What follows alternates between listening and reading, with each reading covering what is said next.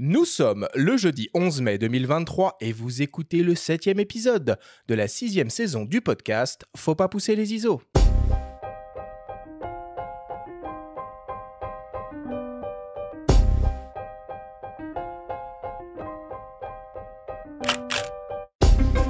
Bienvenue sur Faut pas pousser les ISO, le podcast hebdo pour tous les passionnés de photos et de vidéos.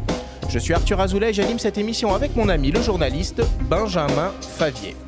Cette semaine, c'est Masterclass et on va parler photos d'avion. Nous recevons pour l'occasion et pour la première fois à ses micros le photographe Olivier Lavielle, grand spécialiste de l'univers de l'aéronautique, qui nous fait l'honneur d'accepter notre invitation. Avec lui, nous allons vous donner une multitude de conseils pour réussir des photos exceptionnelles d'avion.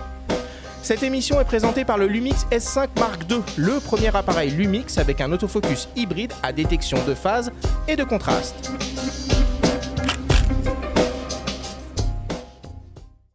Et c'est parti, c'est la reprise Benjamin. Après cette très petite coupure en cours de saison, on attaque le 7e épisode de la 6e saison. Je suis ravi de te retrouver. Comment vas-tu ? Écoute Arthur, ça va super, c'est le printemps, il fait beau, les oiseaux chantent. Non, c'est pas vrai, la météo est totalement mais il faut qu'il atroce.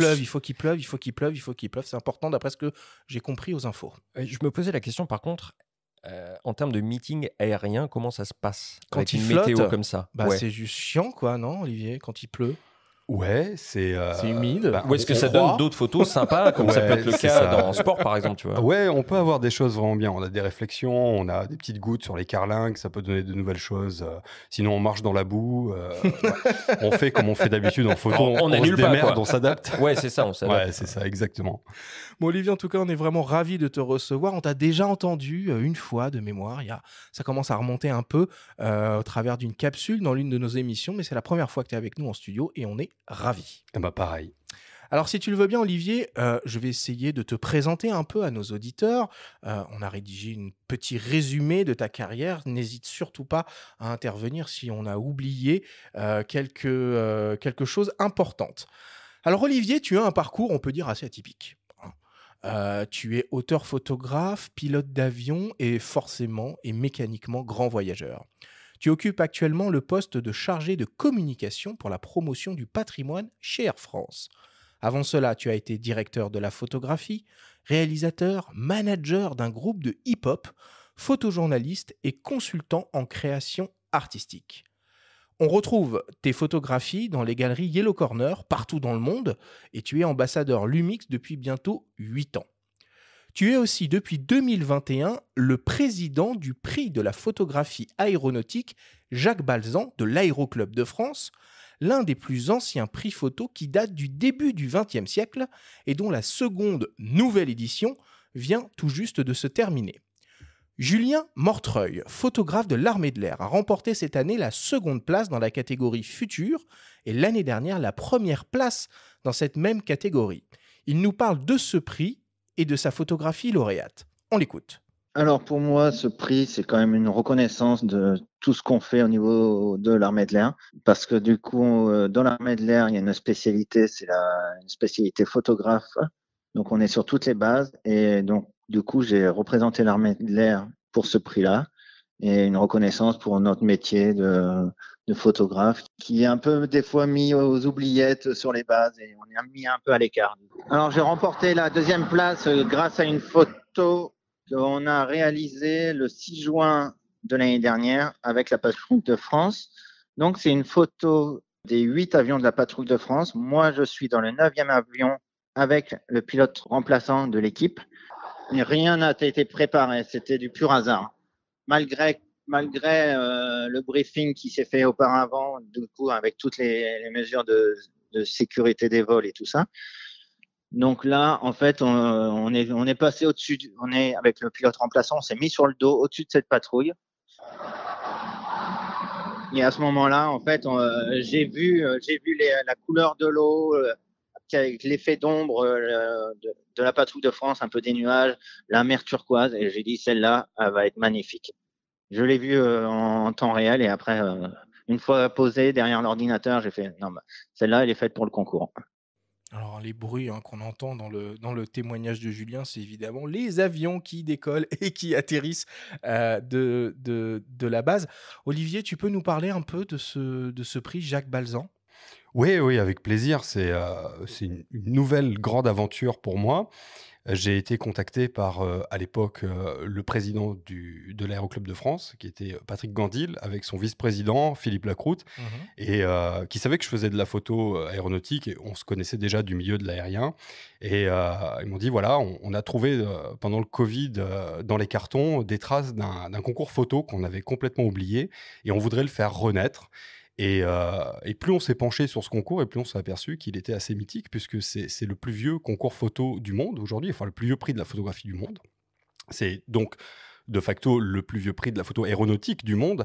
Il a donné naissance à l'IGN, puisqu'à l'époque, on faisait des photos qui étaient plus du haut vers le bas, via des aéronefs type ballon, etc. Donc les gens prenaient des paysages depuis le ciel, et l'IGN s'est pointé là-dessus et s'est dit, tiens, mais c'est génial, on va pouvoir cartographier avec ce genre de choses. Donc beaucoup de choses autour de ce prix qui sont assez légendaires, et on l'a réactivé, en fait, puisqu'on s'est aperçu qu'il y avait peu de prix dédiés aux gens de l'aéronautique.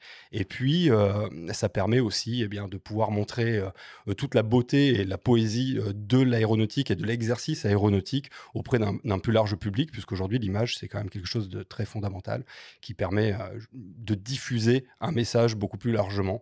Voilà, donc on est très fiers de ça. On a énormément de participants. Cette année, on en a eu 350.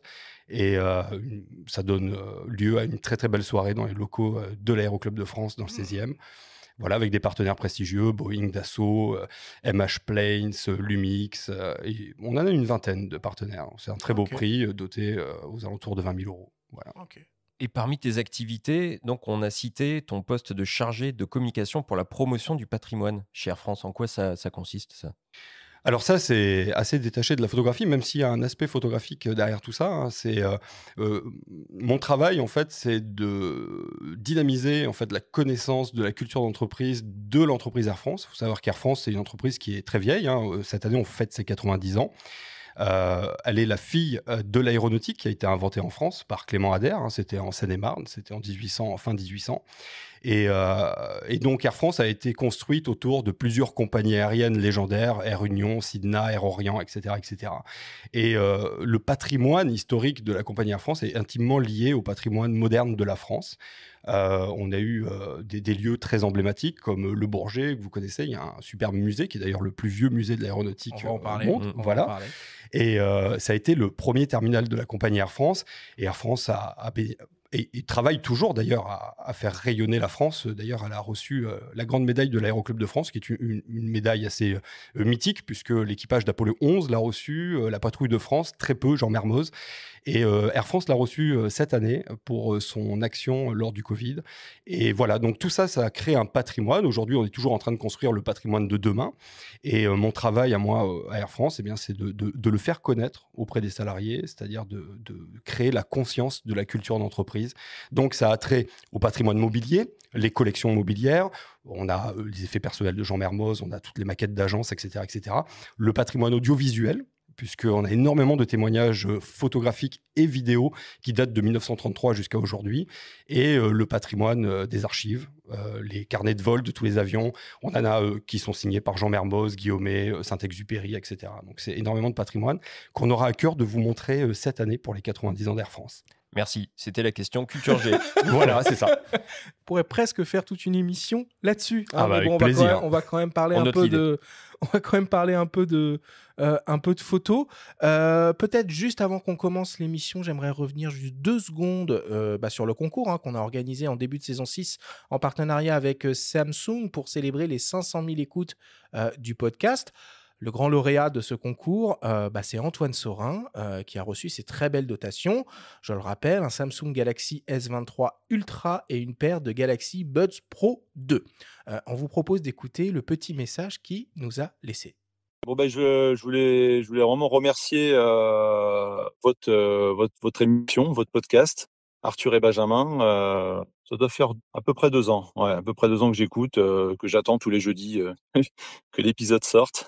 C'est la toute première fois que je gagne un concours. Donc voilà, j'étais hyper surpris, hyper content. Et merci beaucoup à Samsung pour cet extraordinaire téléphone. Bah, j'ai dans un premier temps essayé évidemment l'appareil photo.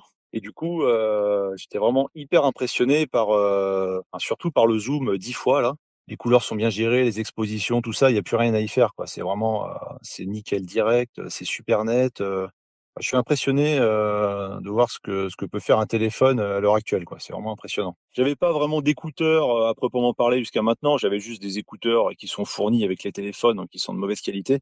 Mais là, des vrais écouteurs dignes de ce nom, ça c'est assez bluffant. La qualité du son, la finesse, on entend vraiment tous les détails. C'est impressionnant, quoi. Donc merci beaucoup. Merci beaucoup en tout cas. Je vais passer des bons moments avec ce matériel. Je vais bien m'amuser, faire des photos, écouter de la musique, voilà, je vais me faire plaisir. Bon, évidemment, on remercie Antoine pour ce petit message et une nouvelle fois Samsung d'avoir été partenaire à nos côtés de cette opération. Voilà, pour l'introduction de ce 7e épisode, on attaque comme d'habitude avec le Flash Actu.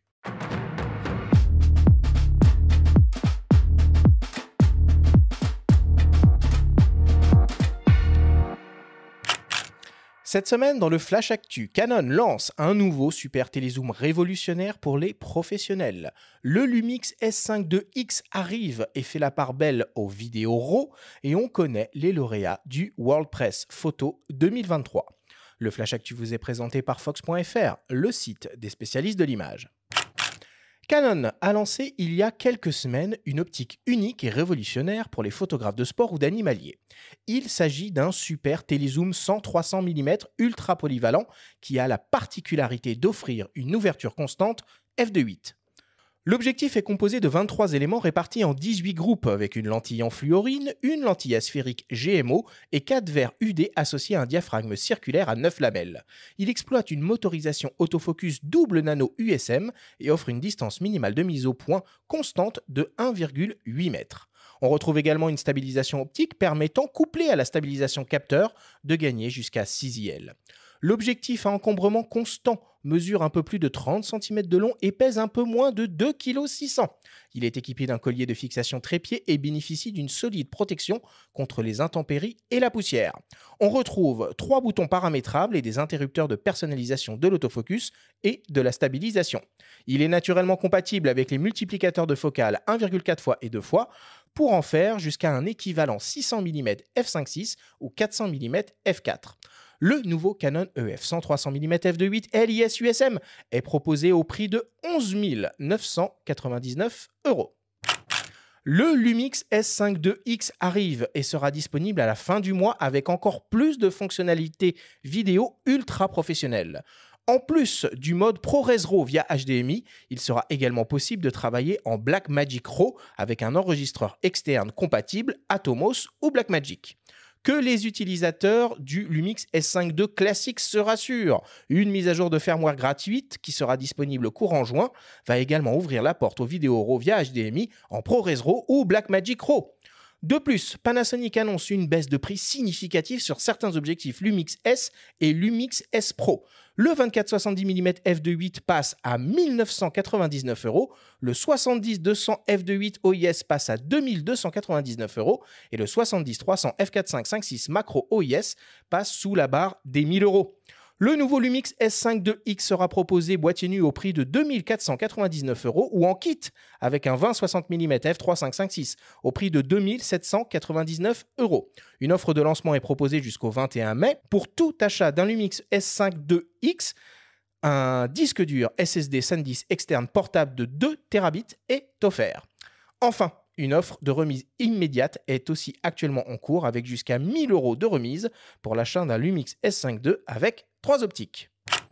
Et pour terminer, les grands lauréats du World Press Photo 2023 sont désormais connus.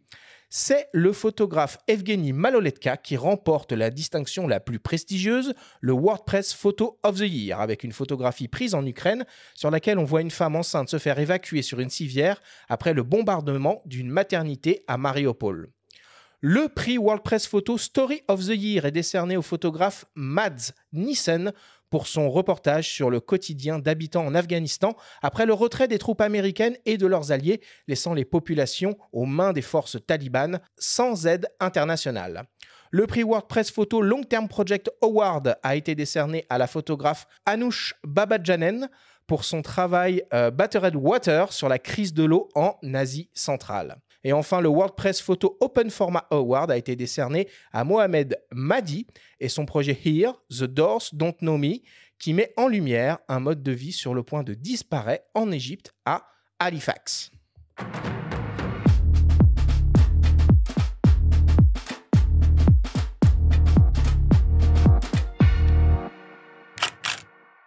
Voilà pour l'actualité cette semaine. Dis-moi Olivier, un 100-300 f2.8 constant à moins de 3 kg, ça doit être pas mal ça pour faire de la photo d'avion. Ouais, à 11 000 €, j'achète un avion.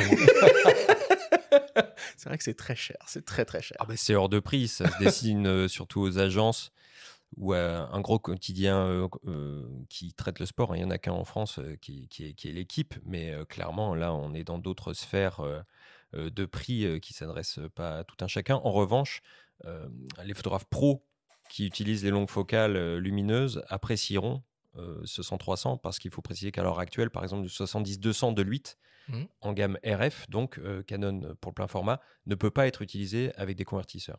Ok. Il répare un petit peu cet impair avec ce modèle-là, Oui, enfin, mais bon, à 11 000 €, on n'attendait c'est pas 12 moins. 000, quasiment Pardon. 12 000. C'est excessivement rare d'utiliser une longue focale à f2.8. Je suis désolé, mais Alors, ça peut être intéressant en sport indoor, c'est-à-dire du Oui, tout handball, à fait. du basket, et avec les JO qui Ouais. se profilent, on peut penser que la sortie n'est pas non plus complètement Ouais. anodine. Mais c'est pareil, oui, à ce prix-là. on a des boîtiers qui montent très fort en ISO, très bien gérés maintenant. Ouais, tout à fait. Un 60-600 de Sigma, je l'ai essayé dernièrement. C'est incroyable à utiliser. La plage focale est complètement délirante, avec une qualité, voilà. Donc après, voilà, ça dépend des Oui, budgets non, de mais chacun. je suis d'accord avec toi. Puis de toute façon, on va en reparler dans le courant de l'émission, de téléobjectifs abordables pour s'adonner au plaisir de la photographie aérienne, quoi. Exact. Parce que pour débuter. Bon, et du coup, on a aussi l'arrivée du Lumix S5 II-X, qui est quasiment la copie conforme du Lumix S5 II. Ouais, c'est ça, avec quand même ajouter à cela des capacités vidéo un petit peu superlatives qui nous échappent, il faut bien le reconnaître, parce que ça, on est là Très sur un très produit. expert, enfin c'est professionnel clairement bah quoi, ouais. à ce niveau-là. Toi, Olivier, qui est ambassadeur Lumix, est-ce que c'est un produit, par exemple, que tu es amené à utiliser ou est-ce que ça te parle? Moi, je fais de la photo, donc le Mark II tout court me convient très bien. Là-dessus, il faudrait inviter Romain Sarré pour qu'il vous en parle, Ouais. je pense. Ouais. Bah, il est déjà venu à ces micros. Et nous allons le faire. Ah oui, Ouais, puis ouais, là, on va le faire, probablement. Il va nous en parler en long, Il en est large, comme il passionnant. sait si bien le faire. Non, Ouais. par contre, moi, il y a un truc que je trouve sympa sur ce boîtier-là, que La baisse des prix des optiques, moi je trouve ça D'autres- très sympa. ça, c'est sympa, mais le boîtier en lui-même, je trouve le look plutôt sobre, et ça, j'aime bien. On manque, Il est je tout trouve. de noir vêtu. Ouais, c'est un peu le boîtier de Batman, tu vois, mais le truc tout noir qui passe un peu inaperçu, je trouve que c'est sympa. Vous pourriez y avoir cette option proposée par d'autres marques.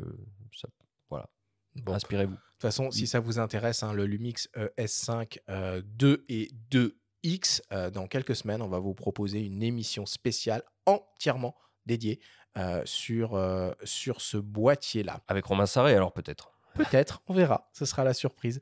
Benjamin, j'ai cru comprendre aussi qu'il y avait du changement au niveau du Festival du Regard. Oui, le Festival du Regard, donc c'est un très bel événement qui se déroule chaque année à Cergy-Pontoise, d'habitude en septembre-octobre. C'était la 7e édition l'année dernière, la 8e qui devait donc se dérouler cette année, décalée au printemps 2024 pour coller à Ok. l'actualité sportive. C'est ce qu'a déclaré en tout cas le fondateur du festival et mécène Eric Vialatel. Et bon, on vous communiquera les dates et les thématiques ultérieurement quand on sera un petit peu plus informé. Mais on peut faire confiance à Sylvie Hugues et Mathilde Théraube qui assurent la direction artistique pour nous concocter un bel événement. Qui parlera de sport, très probablement, du coup. Qui sait? Ok, voilà pour l'actualité. On passe à la suite. Benjamin, c'est le moment de ta chronique hebdomadaire, ta story. Et cette semaine, tu te penches sur les débats envahissants qui naissent de l'usage de l'intelligence artificielle pour concevoir des images dans les festivals et concours photo. La story vous est présentée cette semaine par MPB, qui est tout simplement la plus grande plateforme en ligne au monde pour racheter, vendre et échanger du matériel photo et vidéo d'occasion.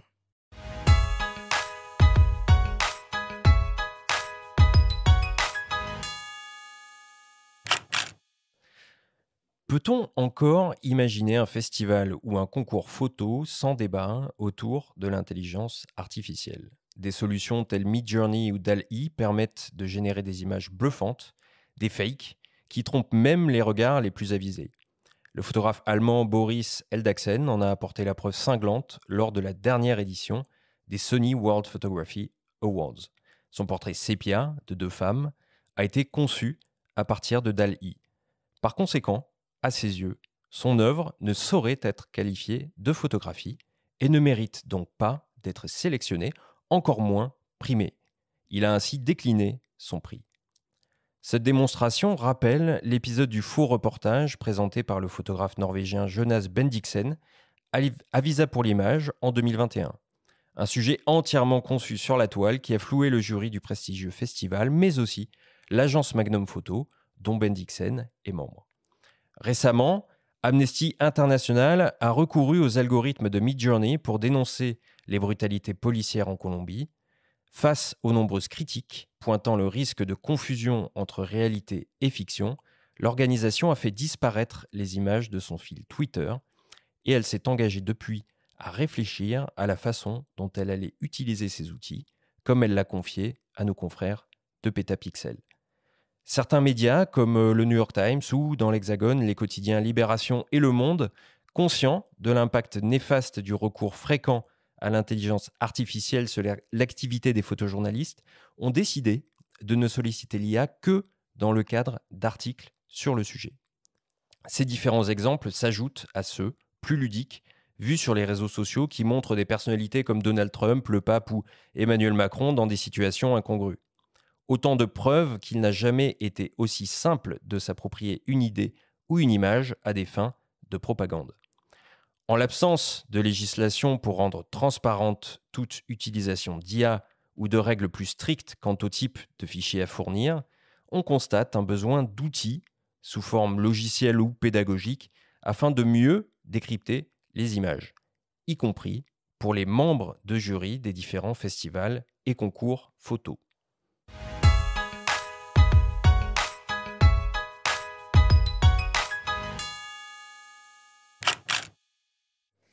Bon, c'est un sujet passionnant qui rappelle un peu, en substance, hein, les débats qu'on pouvait avoir sur, photo retouchée, pas photo retouchée, non?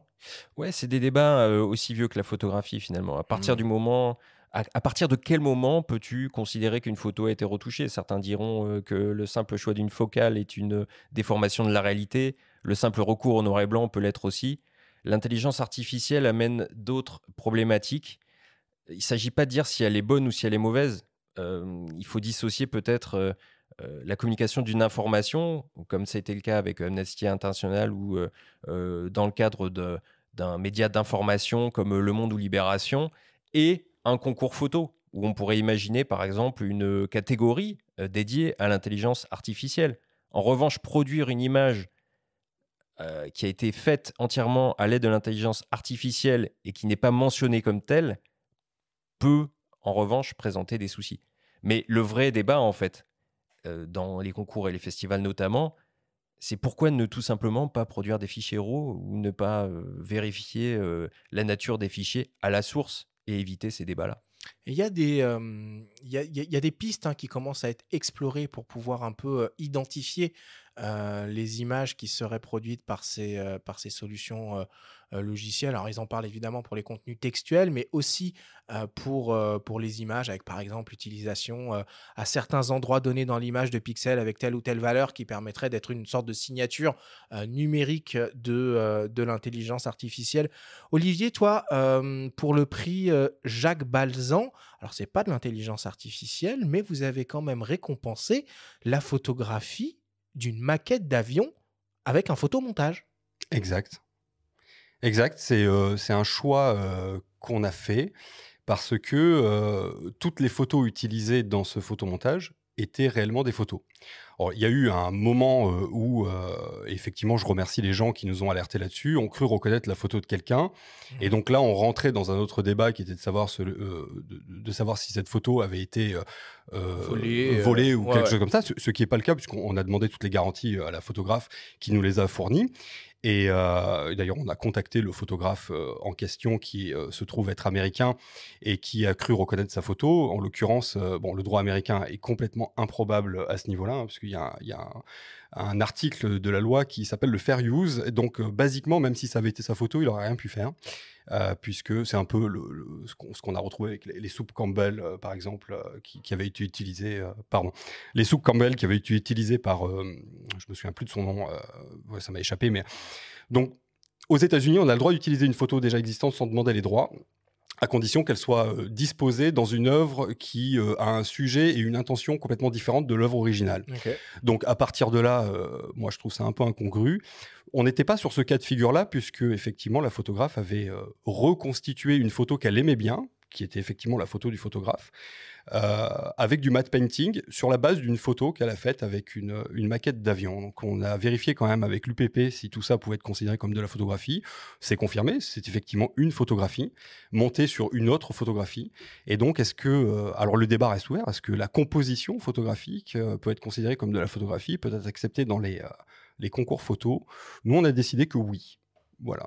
Ok. Et est-ce que vous avez une politique particulière que vous avez mis en place ou que vous allez mettre en place sur de potentielles images générées avec intelligence artificielle qui pourraient être soumises au prix Jacques Balzan? Eh ben, justement, notre partenaire, l'UPP, est en train de travailler ardemment sur ce sujet-là pour essayer de faire un cadre et de savoir. Moi, personnellement, je suis pas pour, parce que pour moi, une photographie, c'est quelque chose qui doit sortir d'un appareil photo. Voilà, et l'intelligence artificielle, typiquement, va pas permettre ce genre de choses. Donc, ça sort pas d'un appareil photo, ça sort d'une intelligence artificielle. Quoi qu'il arrive, on pourrait pousser plus loin le débat et se dire, oui, mais peut-être que tout cet assemblement de photos proviennent d'appareils photo, mais à qui appartiennent-ils ces appareils photo et à qui appartient le droit des photos qui sont utilisées, même si elles sont retouchées 1 million de fois derrière. Donc, nous ne partirons pas sur le prix Jacques Balzan sur la possibilité d'accepter de la photo artificielle pour le moment, sachant qu'il faut laisser aussi la possibilité au cadre légal d'évoluer et éventuellement à l'art d'évoluer. Maintenant, si demain, sur la base d'une photo qu'on a prise soi-même, on peut la modifier 50 fois avec une intelligence artificielle, ça reste à peu près le même procédé qu'on utiliserait avec Photoshop aujourd'hui. Donc, à voir ce que les intelligences artificielles vont proposer. Mais en l'état actuel des choses, s'il s'agit de faire des compositions sur base de photos déjà existantes qui n'appartiennent pas à l'artiste qui en fait la composition, ouais. Pour nous, ça ne correspond pas à de la photographie, puis ça correspond aussi à un problème de droit fondamental. Moi, en tant que photographe, en tout cas, ça me gêne.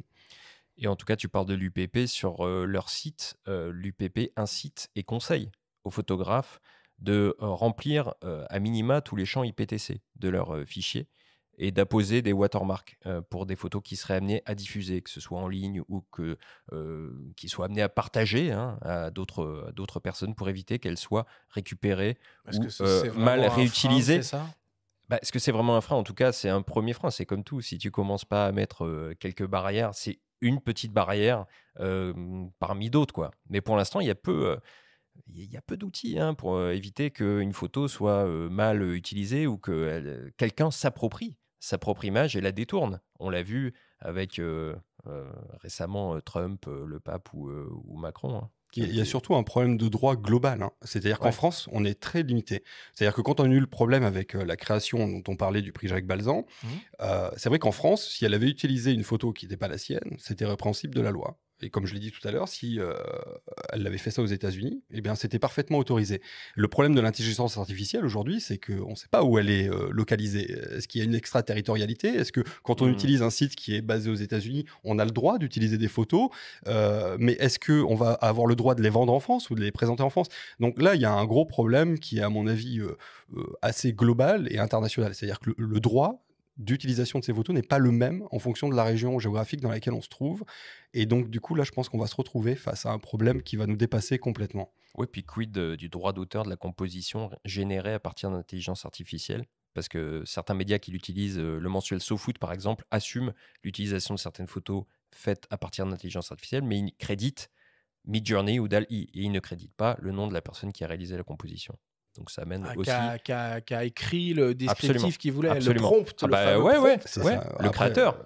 On est dans Star Trek Le après. créateur, le requêteur, Là, il va falloir. je sais pas. Ouais, bon, c'est des sujets, Ouais, passionnants. On va en reparler évidemment hein, de tous ces sujets-là parce que c'est très Un important. peu sidérant, un peu flippant. Mais bon, passionnant. Ça fait partie de ce qui se passe et des changements qui s'opèrent actuellement. Ce fameux Web 3 là, qui est un peu vaseux, compliqué et qui nous dépasse pour beaucoup. On y reviendra assurément au cours d'autres émissions. Merci Benjamin pour cette story qui va bien nous faire cogiter. et on fait une petite pause avant d'attaquer donc cette grande masterclass avec Olivier Lavielle sur la photographie d'avion. On revient dans quelques secondes après une courte publicité. MPB, partenaire historique du podcast Faut pas pousser les ISO, permet de manière fiable d'acheter, de vendre ou d'échanger du matériel photo ou vidéo d'occasion. Si vous voulez par exemple acheter un nouvel appareil photo, sachez que le matériel est très sérieusement vérifié et inspecté par des spécialistes produits avant d'être mis en ligne sur le site. Tout se passe sur mpb.com. Jetez-y un œil. Nous sommes de retour avec le photographe Olivier Lavielle pour cette grande masterclass sur la photographie d'avion. Alors, dès que l'on commence à s'intéresser à la photo d'avion, on se rend compte tout de suite que l'on a affaire à une véritable communauté de photographes passionnés que l'on appelle les spotters. Et les spotters, ils sont très nombreux, ils sont partout et surtout, ils sont très solidaires. On vous propose d'écouter le photographe amateur Lionel Manguenot, l'un des lauréats d'ailleurs aussi, du prix Jacques Balzan 2023, nous parler de sa passion pour la photo d'avion et de cette fameuse communauté des spotters. Alors, photographier des avions, avant tout, c'est un rêve de gosse. J'ai été élevé avec Pierre Klosterman et le Grand Cirque, et je suis rentré dans l'armée de l'air, j'avais 15 ans. Et même si mon métier m'a amené à faire autre chose, je suis toujours resté passionné d'avions. Et j'ai pas pu les piloter, mais maintenant, je les photographie beaucoup. Et j'ai la chance d'habiter à côté d'un aéroport à Bordeaux-Mérignac et je me rends souvent au pied des pistes pour faire des photos, mais pas que, puisqu'il y a aussi des bases aériennes de l'armée de l'air, que ce soit à Mont-de-Marsan ou à Cazaux par exemple, qui permettent de voir mais vraiment des avions de toutes sortes, des chasseurs, des transports, enfin de l'armée, mais pas que. Aussi des avions de transport, des liners, ça c'est un autre domaine. Donc tous les spotters aiment photographier des avions, les identifier. Personnellement, je préfère faire de belles photos dans de la belle lumière, des avions qui ont une histoire, plutôt que de faire de l'identification ornithologique. Alors évidemment, ce sont des passionnés. On est tous des passionnés, chacun un peu dans son genre, mais c'est une communion où chacun se partage les informations. Vraiment à l'inverse des chercheurs de champignons qui cachent leur lieu de cueillette, nous on partage, on dit où ça se passe, on explique et souvent c'est cette communauté qui permet de partager des informations de vol. Et sans cette communauté, peut-être qu'on raterait des spots et qu'on raterait des belles images. Et cette communauté, elle s'exprime soit au sein d'associations, soit au travers des réseaux sociaux. Et le mot spotting ou spotter renvoie à tout un tas de gens qui sont très, très talentueux et qui offrent vraiment de belles images. Et surtout de bons lieux de spot, parce que les gens les décrivent, les lieux de spot. Il existe même des applications de spotting où sont mentionnés les points autorisés autour des aéroports pour faire des photographies. Bon, il parle bien, hein, Lionel, c'est très agréable à entendre. Voilà, on comprend qu'il y a vraiment une communauté très forte de ces amateurs de photos d'avion. Toi, Olivier, t'es tombé dans la marmite de l'aviation quand tu étais petit ? Pas du tout. Pas du tout. Non. J'ai une famille de marins, donc je suis tombé dans la marmite de la marine. Et voilà. Et c'est en rejoignant Air France, en apprenant à piloter des avions, en rencontrant des gens sur des aérodromes, et que... en fait, ça a commencé simplement. C'est-à-dire que quand tu commences à avoir une passion, Et j'ai commencé à l'avoir à peu près à 21 ans, cette passion-là. J'ai voulu m'entourer de cette passion. Donc, j'avais des murs blancs et je me suis dit, je vais y mettre des photos. Donc, comme tout le monde, je suis allé à Ikea et j'ai vu des photos d'avions qui étaient assez rares, somme toute, qui étaient probablement les mêmes que tout le monde. Et je voulais pas avoir les mêmes que tout le monde. Je voulais avoir les photos d'avions qui correspondaient à ma vision, moi, de l'aviation. Donc, je suis allé faire un contrat de confiance chez Darty. J'ai acheté un appareil photo qui était claqué d'ailleurs à l'époque et avec un objectif complètement ridicule parce que j'avais pas trop les moyens et j'ai commencé à faire mes propres photos et comme tous les gens qui font des photos plus ou moins dégueulasses, je les foutais en noir et blanc et ça passait très bien et je dis pas que le noir et blanc c'est que des photos dégueulasses, hein, mais je dis que quand on a des photos dégueulasses et qu'on les met en noir et blanc ça passe quand même et voilà, et puis de fil en aiguille il y a eu les galeries, le corner derrière, etc. et ça la passion a appelé la passion. J'ai rencontré de plus en plus de monde, puis dans le milieu dans lequel je travaille c'était facile et voilà, et maintenant je connais des gens qui ont des très beaux avions, on fait des très beaux shootings avec ces avions-là et voilà, mais quand on fout les pieds dans ce milieu-là, généralement on vit la tête en l'air après, hein. On n'arrive pas à s'en décrocher. Et donc dans ce milieu-là, est-ce que tu appartiens à cette famille des fameux spotters dont parlait Lionel, ou au moins est-ce que tu peux nous expliquer ce que c'est un spotter? Alors, je les connais bien. J'appartiens pas à cette famille-là. Vraiment, les spotters sont des gens très patients. Moi, je le suis pas. Qui se mettent autour des aéroports et qui font des photos d'avions. C'est ce qu'ils disaient, c'est quasiment de l'ornithologie, hein. Vraiment, ces gens-là veulent avoir l'immatriculation qu'ils ont pas. C'est une sorte de collection d'avions. C'est des collectionneurs. Alors, je dis pas qu'ils sont tous comme ça, parce qu'au milieu de tout ça, la famille des spotters, en fait, c'est un peu comme la famille des photographes. Il y a des gens qui ont des spécialités là-dedans. Donc, il y a ceux qui font des collections d'immatriculation et d'ailleurs, c'est très très bien parce que nous, en tant que compagnie aérienne, on trouve des fois des photos d'avions qu'on n'avait pas. Et c'est vrai que les spotters nous aident beaucoup sur l'archivage en fait de notre flotte. Donc, on les remercie énormément. La GTA, Gendarmerie de Transport Aérien aussi, sont très contents de les avoir parce qu'ils ont les yeux partout autour des aéroports, là où peut-être la GTA les aurait pas, parce qu'ils peuvent pas, humainement parlant, couvrir tout le périmètre. Donc, les spotters sont là et voient des choses qu'on voit pas. Des fois, ils sont même très attentifs à des problèmes de sécurité ou de sûreté, par exemple le risque aviaire, ce qu'on appelle le risque aviaire, la présence d'oiseaux sur les pistes. Peut-être que l'opérateur aéroportuaire les aurait pas vus. Eux, ils alertent, ils disent attention, ici on a des oiseaux, ou on a vu un avion partir, il y avait une trappe ouverte, c'était un peu... Des fois ça arrive, des problèmes techniques, et c'est les spotters qui informent les compagnies aériennes d'un certain nombre de problèmes. Donc ils sont là, ils ont une raison d'être. Et puis au milieu de ces spotters-là qui font de l'archivage, il y a des artistes photographes comme M. Maguenot, qu'on a entendu tout à l'heure, qui eux font de la photo d'avion qui correspond plus à une vision propre de l'aviation, donc peut-être plus onirique, peut-être plus artistique, etc. Donc on trouve de tout dans ce milieu-là, et effectivement, ils sont très solidaires, c'est un vrai plaisir de les côtoyer. Cette notion de fraternité collégiale, presque de partage, il fait une petite opposition par rapport aux cueilleurs de champignons, on pourrait la faire par rapport aux photographes animaliers, hein, qui vont garder peut-être une chasse gardée sur leur territoire. Elle est intéressante. Tu te retrouves là-dedans, du coup? Oui, complètement. Ça, c'est un truc sur lequel moi j'essaie de lutter désespérément, que ce soit dans les conventions qu'on fait au salon de la photo, etc. De dire aux photographes, voilà, n'ayez pas peur des autres photographes, c'est ridicule. Chacun a sa propre vision du monde. Il y a une vision du monde par individu sur cette planète. Potentiellement, on a presque 8 milliards de visions du monde. Garder sa chasse gardée, c'est ridicule. D'abord, on se prive de rencontrer des gens bien avec qui on peut sympathiser. On se prive aussi de la possibilité d'obtenir des informations de ces gens-là, parce que quand on refuse d'en donner, généralement, on vous en donne pas non plus. Et il y a peu de chances qu'un photographe fasse exactement la même photo qu'un autre photographe. Ça, c'est ridicule. Et c'est quelque chose qu'on trouve pas chez les spotters, effectivement. Il y a cette solidarité-là qui fait qu'il y a une émulation, et on le voit rapidement avec un prix comme le prix Jacques Balzan, où on a des photos absolument merveilleuses qui sortent de là, parce qu'il y a une solidarité, parce qu'il y a une émulation, parce qu'il y a un désir de vouloir faire mieux, sans se comparer vraiment, mais c'est une émulation, voilà, et ça c'est bien. Olivier, est-ce que tu pourrais nous expliquer pourquoi les avions sont des objets si photogéniques? Parce qu'ils renvoient à un rêve de gosse.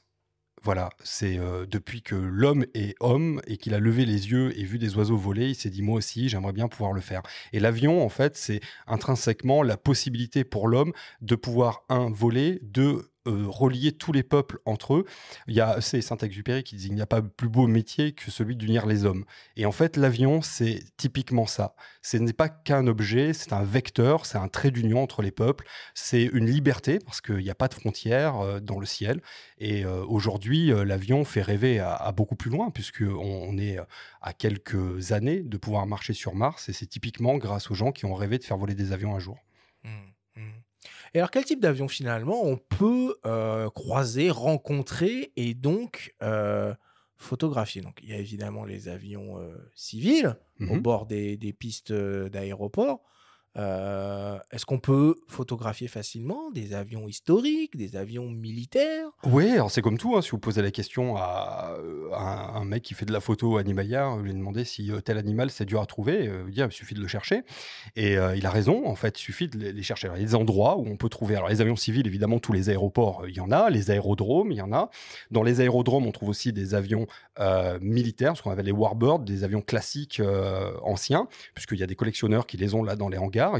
Généralement, les gens de l'air sont adorables, sont très ouverts d'esprit, de par même la fonction qu'ils ont d'aviateurs. Je vous ai dit tout à l'heure, c'est des traits d'union entre les peuples, c'est typiquement ça, c'est comme ça que les gens le ressentent. Il suffit d'aller sur un aérodrome, d'interpeller la personne, de dire: j'adore votre avion, est-ce que je peux approcher? Généralement, on vous dira jamais non. Donc ça, c'est possible de le faire. Il y a les musées de l'air et de l'espace. On a un très beau en France, qui est deux très beaux. Il y a Aéroscopia à Toulouse et le musée de l'air et de l'espace du Bourget en région parisienne. On a aussi les bases militaires.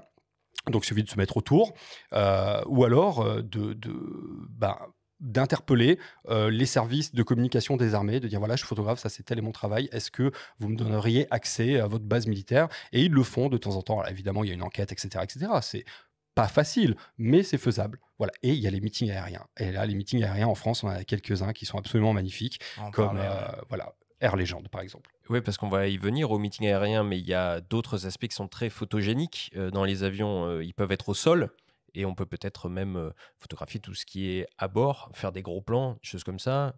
Toi, Ouais, il y ça a te... deux approches. Il y a l'avion en Ouais. vol et puis il y a l'avion au sol. C'est ça. Alors, typiquement, moi, je préfère les avions au sol que les avions en vol. Il y en a qui préféreront les avions en vol, et puis il y en a qui préféreront prendre des petits détails sur les avions, etc. Alors, ça dépend vraiment de son approche de l'aéronautique. C'est comme pour tout, hein, vous le connaissez aussi bien que moi, ce système-là de photographie. La photographie, c'est vraiment l'expression d'une vision du monde. Je pense qu'il faut rappeler à tous les gens que la photo, c'est pas un média, c'est un art.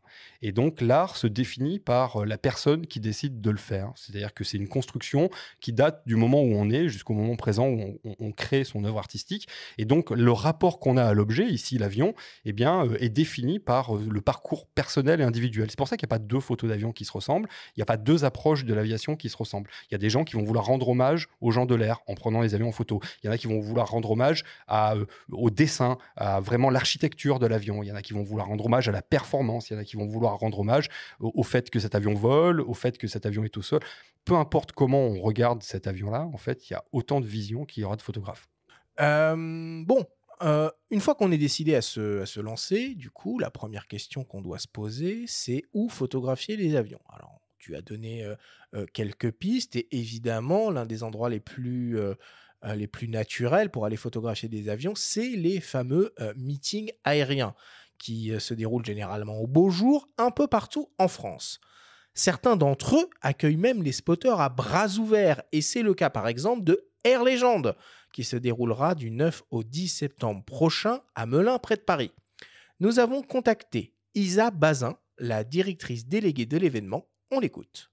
Le meeting aérien Air Legend existe depuis 2018. Il commence donc à faire ses preuves et à être connu au niveau européen. Ses caractéristiques sont d'une part son importance. C'est vraiment le plus gros meeting aérien public français de nos jours.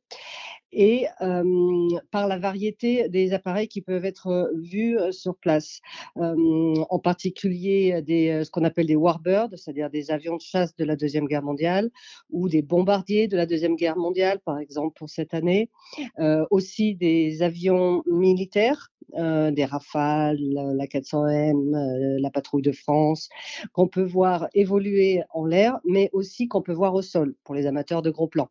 Les spotters qu'on trouve en meeting aérien ont une vision beaucoup plus artistique. Voilà, on a des relations particulières avec certains qui partagent avec nous leurs photos et on leur fait une place tout à fait privilégiée en leur donnant accès à une offre qu'on appelle l'offre spotter, qui est donc une entrée très spécifique. Déjà, c'est une entrée pour quand le meeting n'est pas encore ouvert le vendredi, qui est très très intéressant parce que c'est la journée des arrivées. Et notamment, il n'y a pas de sono. Donc, pour ceux qui font de la vidéo, c'est très intéressant parce qu'il n'y a que le bruit des moteurs. Ils peuvent s'entraîner sur les répétitions. Ensuite, le samedi et le dimanche, ils ont toujours accès à des zones réservées, à des horaires spécifiques aussi. Ensuite, ils ont dans leur espace privé possibilité de s'asseoir, de garder leurs affaires. Ils ont un parking spécifique aussi, puisqu'on pense à eux et au matériel qu'ils trimballent d'habitude. Voilà, donc quand ils portent des sacs très très lourds, ils peuvent bénéficier du parking qui est en zone plus rapprochée. Et quelque chose qui est très très apprécié, c'est qu'en fait, dès le matin, le responsable spotter va donner le programme des vols que moi je leur communique à la sortie du briefing. Et tout au long de la journée, via la direction des vols, on leur envoie les petites informations vraiment très en mode insider. S'il y a par exemple un changement de timing, on va leur dire bon, dans 10 minutes, il y aura tel avion. Donc ça leur permet aussi de pouvoir s'ajuster, puisque entre un biplan qui passe au ralenti et un Rafale qui va très très vite et très très haut, bien sûr, il faut qu'ils soient prêts et qu'ils puissent anticiper. On comprend bien qu'ils sont pas pris à la rigolade, hein, les spotters, dans le cadre de ce meeting Air Legend. Bon, les meetings, c'est génial. Alors, il n'y a pas que Air Legend, hein, il y a le Bourget hein, qui va arriver très prochainement. Je crois que le meeting aérien de la Ferté-Alais, La Ferté-Alais, qui est super. qui est aussi très réputé. Alors, hormis finalement ces meetings où les choses sont très organisées, très cadrées, quand on veut faire de la photo d'avion et qu'on veut se positionner à proximité des pistes de décollage et d'atterrissage des aéroports, il y a quand même des règles de sécurité à respecter. On ne peut pas faire n'importe quoi, j'imagine. Absolument. Ça reste des zones aéroportuaires, donc évidemment, il y a des endroits vers lesquels on ne peut pas aller, donc il faut absolument respecter les règles qui sont édictées, d'ailleurs pas par le meeting particulièrement, mais par l'autorité de tutelle, qui est la Direction générale de l'aviation civile, et la gendarmerie du transport aérien. Donc vous voyez que si vous transgressez ça, vous risquez quand même un petit peu lourd, en amende, éventuellement en peine de prison, hein, puisque c'est des zones qui sont excessivement sécurisées. Généralement, ça se passe bien, les gens le savent, hein, il suffit de voir évoluer un avion, ne serait-ce qu'un avion à hélice au sol, pour comprendre qu'il y a quand même un périmètre à respecter si on ne veut pas finir bien plus mal qu'avec une amende. Voilà, donc il y a des gilets à porter en fonction des zones dans lesquelles on va, des gilets haute visibilité, il y a tout un tas d'accessoires en fait qui sont obligatoires. Mais une fois qu'on a pris conscience de ça, et généralement on est bien briefé par les gens de ces meetings-là, ça se passe très bien. On n'a plus qu'à s'occuper de sa création artistique. Et tu as des quotas de place, un peu comme autour des stades ou alors dans les fosses pour photographier un concert, ou comment ça se passe ? Oui, alors ça va dépendre des organisateurs hein, et de la place qui est dédiée. Par exemple, sur un meeting comme la Ferté-Alais qui se passe sur une espèce de plateau au-dessus d'une colline, il n'y a pas énormément de place. Donc effectivement, là, il va plus y avoir des quotas, etc. Sur un meeting comme Air Legend qui est assez énorme, bon, c'est difficile de ne pas trouver de la place, voilà. Donc, il faut vraiment s'y prendre en avance. Mais c'est ça qui est rigolo avec la photographie d'aviation, c'est que ça se prépare vraiment comme on va préparer un vol. C'est-à-dire qu'il va falloir faire son plan de vol, choisir son bon matériel, se faire son propre briefing, être prêt à toutes les éventualités. Et quand Isa dit qu'effectivement, il donne les informations vraiment en avance, c'est vraiment bien de faire ça, puisqu'on va pouvoir choisir les bonnes focales, éventuellement le bon boîtier au bon moment pour le bon appareil, puisque effectivement, elle le disait très bien, un Rafale Marine ou un Rafale de l'armée de l'air, ça évolue pas pareil qu'un vieux biplan de la Première Guerre mondiale. La clé, on comprend bien, c'est l'information, hein, finalement, pour réussir à faire des photos d'avion en vol, en l'occurrence. Il y a quand même un certain nombre de choses, qu'il faut prendre en compte. Bon, bah, voilà, la vitesse et le type d'appareil, dans quelle zone ils vont évoluer, est-ce qu'ils vont aller très haut, est-ce qu'ils vont être très bas, très rapide, très lent? Il y a aussi la position du soleil, tout bêtement, Tout à fait. j'imagine. Tu aurais des petits conseils là, comme ça, à nous donner, de cadrage et de composition pour alors sans rentrer dans la technique, hein, tu vois? Mais pour, voilà, réussir des photos d'avions en vol qui claquent. Même si tu préfères les avions au sol. Ouais, tout à fait. Alors déjà, il faut venir avec une longue focale, hein. Ça, c'est à peu près comme la photo d'oiseau, par exemple, ou la photo animalière. Si vous venez pas avec une longue focale, vous allez rien faire du tout. Alors si, bah, vous allez faire des photos, puis après, vous allez cropper comme un dégueulasse dans l'image. Mais Et c'est puis ça quoi le vous donne- minimum alors, requis? Voilà, là, sincèrement, c'est pour ça que tout à l'heure je parlais du 60-600, il est génial parce qu'avec le 60, on peut commencer à faire des avions qui sont au sol, et avec le 600, on a quasiment pas de limite sur ces trucs-là. Donc vraiment, déjà de base, il faut. Alors, j'ai pas à dire ça parce que souvent je dis aux gens, bah, faites de la photo avec ce que vous avez parce que vous pouvez pas faire de l'art. Mais sur cette technique-là particulière, si vous n'avez pas un autofocus qui déboîte, si vous n'avez pas un téléobjectif correctement stabilisé, qui marche très bien avec votre autofocus, etc., bah, vous allez peiner, hein, vraiment. Voilà, quand vous êtes au 600 mm et que vous avez un Rafale qui vous passe à 900 km/h dans le bled, bon, ben, je peux vous garantir que c'est difficile de l'accrocher, quoi. Donc, il faut avoir le bon matériel et une fois qu'on a ça, il faut laisser simplement parler sa propre vision. On a tous une façon de regarder les objets qu'on prend en photo, ici les avions. Faut pas essayer de faire comme tout le monde. Il faut essayer de faire comme nous on les voit. Voilà. Donc la plupart du temps, les gens prennent des photos en rafale comme ça parce que c'est dommage de faire ça.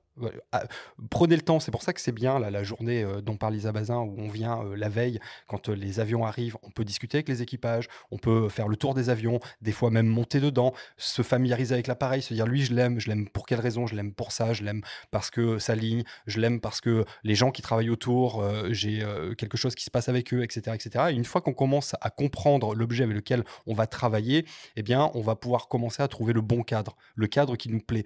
Alors j'ai pas vraiment de conseils, hein. Je suis désolé d'ailleurs pour les auditeurs qui attendent un conseil en particulier, mais vraiment faites la photo parce que vous avez envie de l'accrocher dans votre salon. La faites pas parce qu'on doit la faire comme ça. Vous savez, la règle des 3/3, etc., etc. Si vous avez envie d'envoyer chier ça, mais envoyez chier ça lourdement. Si la photo vous plaît et que vous dites celle-là je la mets dans mon salon, c'est que c'est probablement la bonne. C'est très clair, tu vois, finalement. C'est pas si confus que ça du tout. Ok, on va parler un peu de matos maintenant. Donc, toi, tu es ambassadeur Lumix, tu travailles donc naturellement avec des boîtiers Lumix. Tu l'as évoqué un peu, hein, la clé, c'est les performances autofocus de l'appareil. J'imagine que toutes les récentes technologies de détection, reconnaissance et suivi du sujet qu'on retrouve sur quasiment tous les hybrides maintenant, ça doit être un atout incroyable pour la photo d'avion. Ah, complètement. C'est-à-dire que aujourd'hui, on passe beaucoup plus de temps à profiter de son shooting plutôt qu'à régler cet appareil photo-là. À l'hybride, on travaillait en rafale et puis dans cette rafale, ben, on choisissait la photo des moins pires de toute la série qu'on avait. Maintenant, au milieu de toutes les bonnes photos qu'on a, puisque l'autofocus est complètement délirant, eh ben, il n'y a plus qu'à choisir la meilleure de toutes les meilleures. Donc c'est un autre problème, mais quoi qu'il en soit, elles sont toutes utilisables. Franchement, le mirrorless a apporté un confort de travail et une rapidité de travail qui dépasse l'entendement. Et tous les systèmes d'autofocus qu'on a maintenant avec les détections automatiques de ci, de là, etc. Alors, les vieux chiants diront oui, mais c'est plus de la photo, tatati, tatata. Oui, mais si, en fait. Voilà, hein, si aujourd'hui, vous pouvez aller à New York dans un Boeing 777 en regardant votre télévision, il y en a qui vous diront c'est plus de l'aviation, parce qu'avant, on y allait en avion à hélice, etc. Donc, il faut savoir ce qu'on... Voilà, il y a une façon efficace de le faire, puis une façon un peu vintage. Alors, il n'y a pas... moi, j'ai rien à dire, hein, s'il y en a qui ont envie de se faire chier avec encore un argentique, grand bien leur face. Moi, personnellement, j'ai une voiture de collection. Quand je pars en vacances, je sais quand je pars, je sais pas quand j'arrive. Et c'est un autre plaisir. Mais par contre, quand j'ai envie d'être efficace, je prends une voiture moderne. Donc, c'est un peu ça aujourd'hui. Et puisqu'on parle d'efficacité et d'autofocus, en l'occurrence, toi, tu es ambassadeur Lumix, est-ce que tu as vu une différence entre le S5, par exemple, première génération de détection de contraste ou tous les S1, et l'arrivée de la détection de phase dans le Et de S5? contraste. Et de contraste, qui est hybride, tu as raison. Ouais, exactement. Alors, ouais, et puis on l'a pris en pleine phase celle-là, hein. C'est-à-dire que c'est vrai que la détection de contraste marchait très très bien dans un certain type de cadre. Et marchait même mieux des fois que la détection de phase dans un certain type d'utilisation. Et puis la détection de phase, évidemment, marchait aussi très bien dans un autre contexte. Et là, d'avoir les deux en même temps, c'est devenu phénoménal. Voilà, phénoménal. Bon, je pense que tout le monde va s'y mettre d'une manière ou d'une autre, ou si c'est déjà fait, mais en tout cas, chez Lumix, quand on a vu arriver ça, ça a changé complètement tout le game. La détection de visage, de rétine, de ci, de là, enfin, on lève l'appareil photo, on clique, on n'a même plus besoin de regarder dans le viseur. On clique, le truc a vu une tête, il a pris voilà, la photo telle qu'elle devait être prise. Parce que ton discours est intéressant par rapport à la rafale et le fait de pouvoir avoir une efficacité qui te permet de ne pas prendre trop d'images et de te concentrer sur plutôt la bonne image que tu vas faire à l'instant T. C'est-à-dire que ce gap dans la F te permet finalement de ne pas photographier à 30 images secondes et de rentrer chez toi et d'avoir 1500 images à traiter. Alors sur l'aviation, on est un peu obligé. Parce que comme on n'est pas dans le cockpit et qu'on n'est pas dans le cerveau du pilote, le moindre mouvement qu'il va faire, et ça va très vite, hein, sur les Rafales par exemple, qui sont des avions absolument merveilleux, si le type il a décidé de passer sur le dos ou de faire un looping ou de faire un tonneau barriqué au moment précis où tu arrêtes ton shooting, bon bah t'es un peu fâché, tu vois. Donc du coup la Rafale c'est un peu obligatoire dans ce domaine-là, parce que t'as pas envie de louper le bon truc. Par contre, ce que je dis, c'est qu'effectivement, avec un réflexe, autrefois, bah, tu suivais le truc. Des fois, ça décrochait. Il y avait un oiseau qui passait, pouf, tu avais la mise au point qui se faisait sur le bestiau et plus sur l'avion. Donc, tu étais un peu fâché. Et c'était justement le moment où il se passait un truc vraiment génial avec l'avion. Enfin, on connaît tous ce problème-là.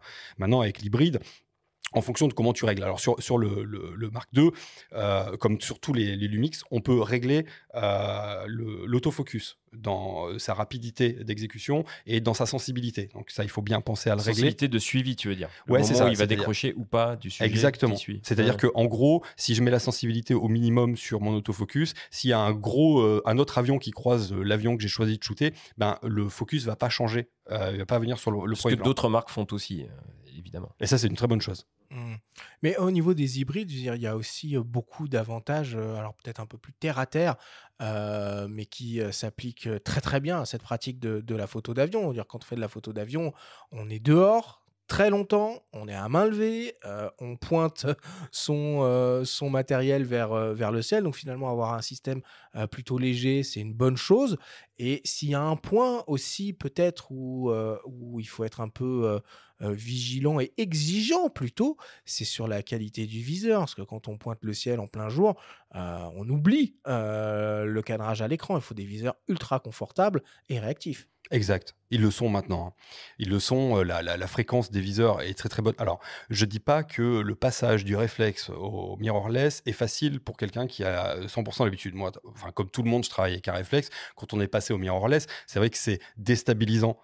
Mais objectivement, aujourd'hui, une fois que tu es habitué, ça se passe très bien, ce genre de truc. Et en plus de ça, l'avantage de ça, c'est que si je braque mon appareil photo sur le soleil, par exemple, parce que j'ai suivi un avion et que je tombe sur le soleil, je me brûle pas à la rétine au second degré, puisque c'est un écran. Voilà, ça serait aussi con que de dire que, tiens, s'il y a le soleil dans ma télévision, je vais être ébloui. Donc, il y a plein d'avantages à avoir ça, sans compter le nombre d'informations qu'on peut avoir dans un viseur électronique qu'on n'a pas dans un viseur comme on avait sur les réflexes.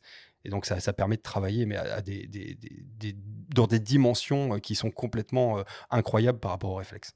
Et depuis tout à l'heure, tu parles beaucoup de mirrorless, on précise, nos auditeurs, donc les appareils sans miroir, qui sont des hybrides en français, enfin, qui est un mot qui veut absolument rien dire. Donc mirrorless est effectivement un terme plus parlant, plus adéquat.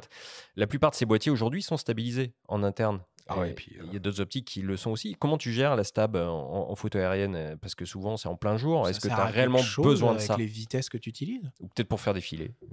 Alors, c'est-à-dire qui peut le plus, peut le moins. Hein. Moi, je conseille à tout le monde de les foutre pleine balle, hein, les stabilisations. Alors, attention, on parle de photo, on parle pas de vidéo. Hein. Attention, pour la vidéo, ça peut créer des artefacts qui sont un petit peu gênants. Par contre, pour la photo, vous ne prévoyez pas de mettre toutes les stabilisations si vous les avez. Hein. Quoi qu'il arrive, ça mange pas de main, hein, finalement. Hein. Voilà. Bon, si on pouvait faire quelques petites recommandations de boîtiers pour des gens qui souhaiteraient s'équiper, hein, finalement, pour cette pratique-là, mais pas que. Photo d'avion doit voir de loin, tu nous parles de 600 mm, tout ça, j'imagine finalement que la taille du capteur, on a plutôt intérêt à être sur des petits capteurs pour bénéficier des coefficients de conversion. Bon, chez Lumix, on a la chance de pouvoir trouver des choses en micro 4 tiers et en 24-36 mm, du coup on irait quoi vers le système micro 4 tiers ou le 24-36? Ça dépend du budget. Ouais, Si- c'est vrai, si remarque, t'es à- évidemment, voilà. évidemment. Ça dépend du budget. Alors, je vais te dire quelque chose qui va faire un petit peu grincer les dents de certains, mais 90% des gens qui vont prendre de la photo sur les meetings, ils vont les mettre sur des disques durs et ils vont les foutre sur Instagram. Ok. Donc là-dessus, vous feriez des photos avec des smartphones, ça serait pareil. Voilà, ça changerait pas grand-chose. Le truc, c'est que le type a pas beaucoup d'argent, va vouloir acheter un bon boîtier, là tu vas mettre un 300 mm, et puis il va prendre des photos qui auraient mérité un 600, donc il va cropper dans sa photo, puis il va se retrouver avec l'équivalent d'un 12 millions de pixels s'il a un avec 4 millions. Bon.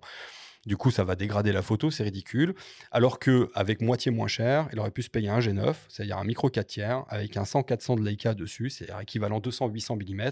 Et là, il n'y avait pas besoin de la cropper, la photo. On reste à 24 millions sur du 800 mm, avec une rafale à 30 images par seconde, voire 60 images par seconde avec le shutter électronique.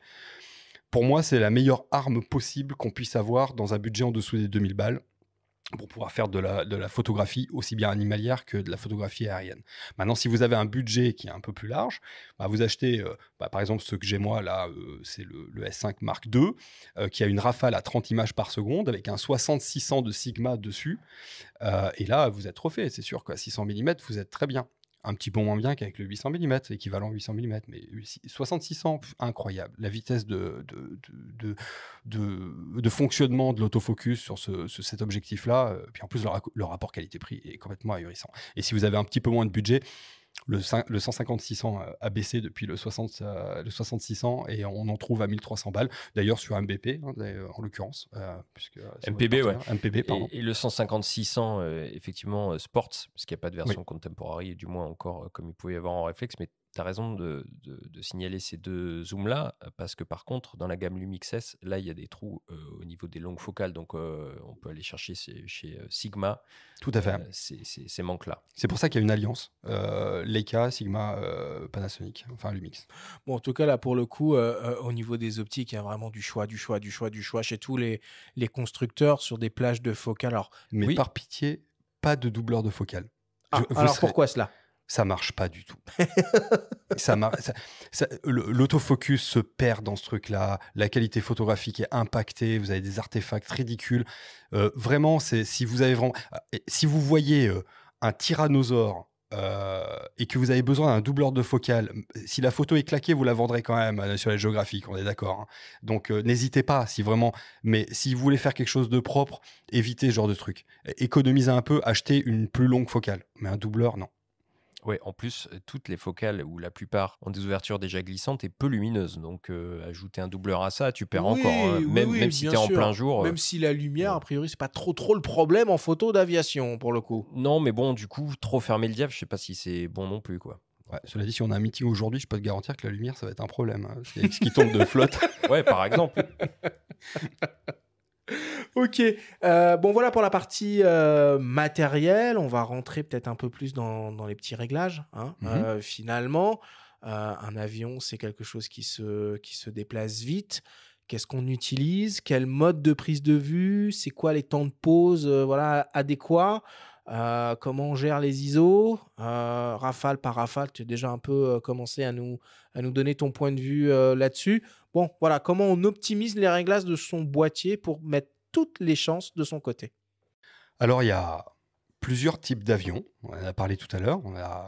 On va simplifier. On a l'avion à réaction, puis on a l'avion à hélice. Ils ne volent pas de la même manière. Et puis, ils n'ont pas le même profil esthétique. L'avion à hélice, ce qui est intéressant, c'est d'essayer de ne pas figer l'hélice, par exemple, et d'avoir cette espèce de rond qui va dans la vitesse de l'hélice pour donner cette impression-là. Donc là, on est fatalement obligé de descendre la vitesse d'obturation.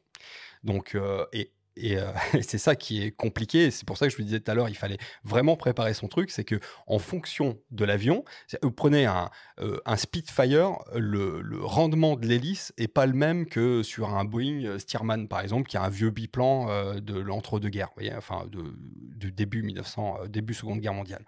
D'où l'importance des infos qui sont communiquées en amont. Parce que là, ils te dire, ah bah tiens, c'est un Spitfire qui arrive. Donc tu gères comment ? Et ben là, il va falloir augmenter sa vitesse d'obturation, parce que si tu la descends trop, on verra plus l'hélice, plus que sur un vieux biplan, par exemple, où là, l'hélice va tourner moins vite, d'accord ?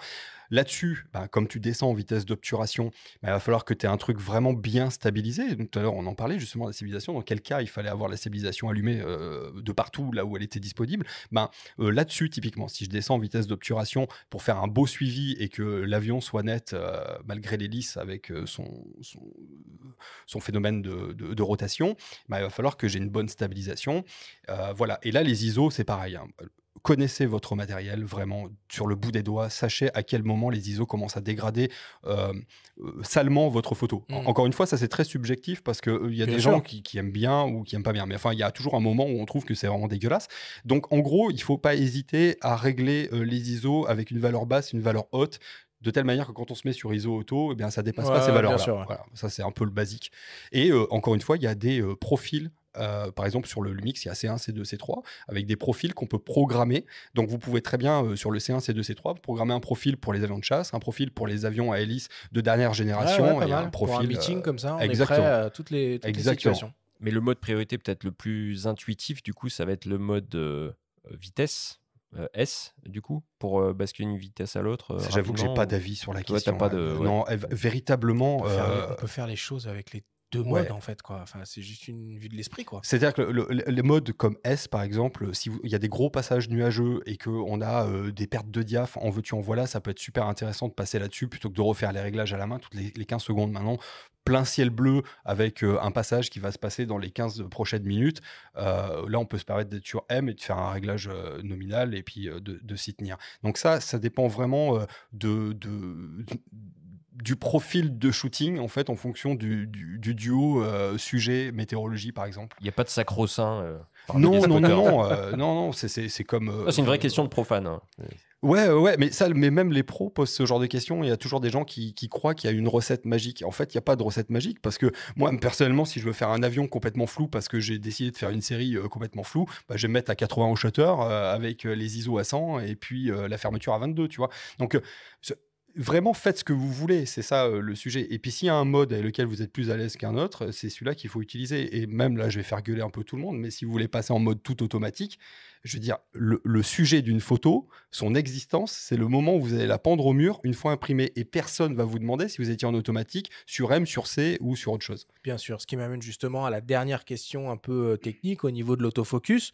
Quel est le sujet le plus délicat sur ce genre de prise de vue ? Là, on laisse tout en auto, on met toutes les détections à balles ou... Complètement. Ok, bon. Ah, complètement. Encore une fois, je le redis là, parce que je pense que les gens doivent l'entendre. Pas les vieux bougres de la photo, mais les gens qui hésitent et qui ont un complexe à se dire, tiens, moi j'ai une vision du monde, mais je vais pas parce que j'ai pas les moyens, parce que j'ai pas la technicité, etc. etc. Vous privez pas de faire de l'art.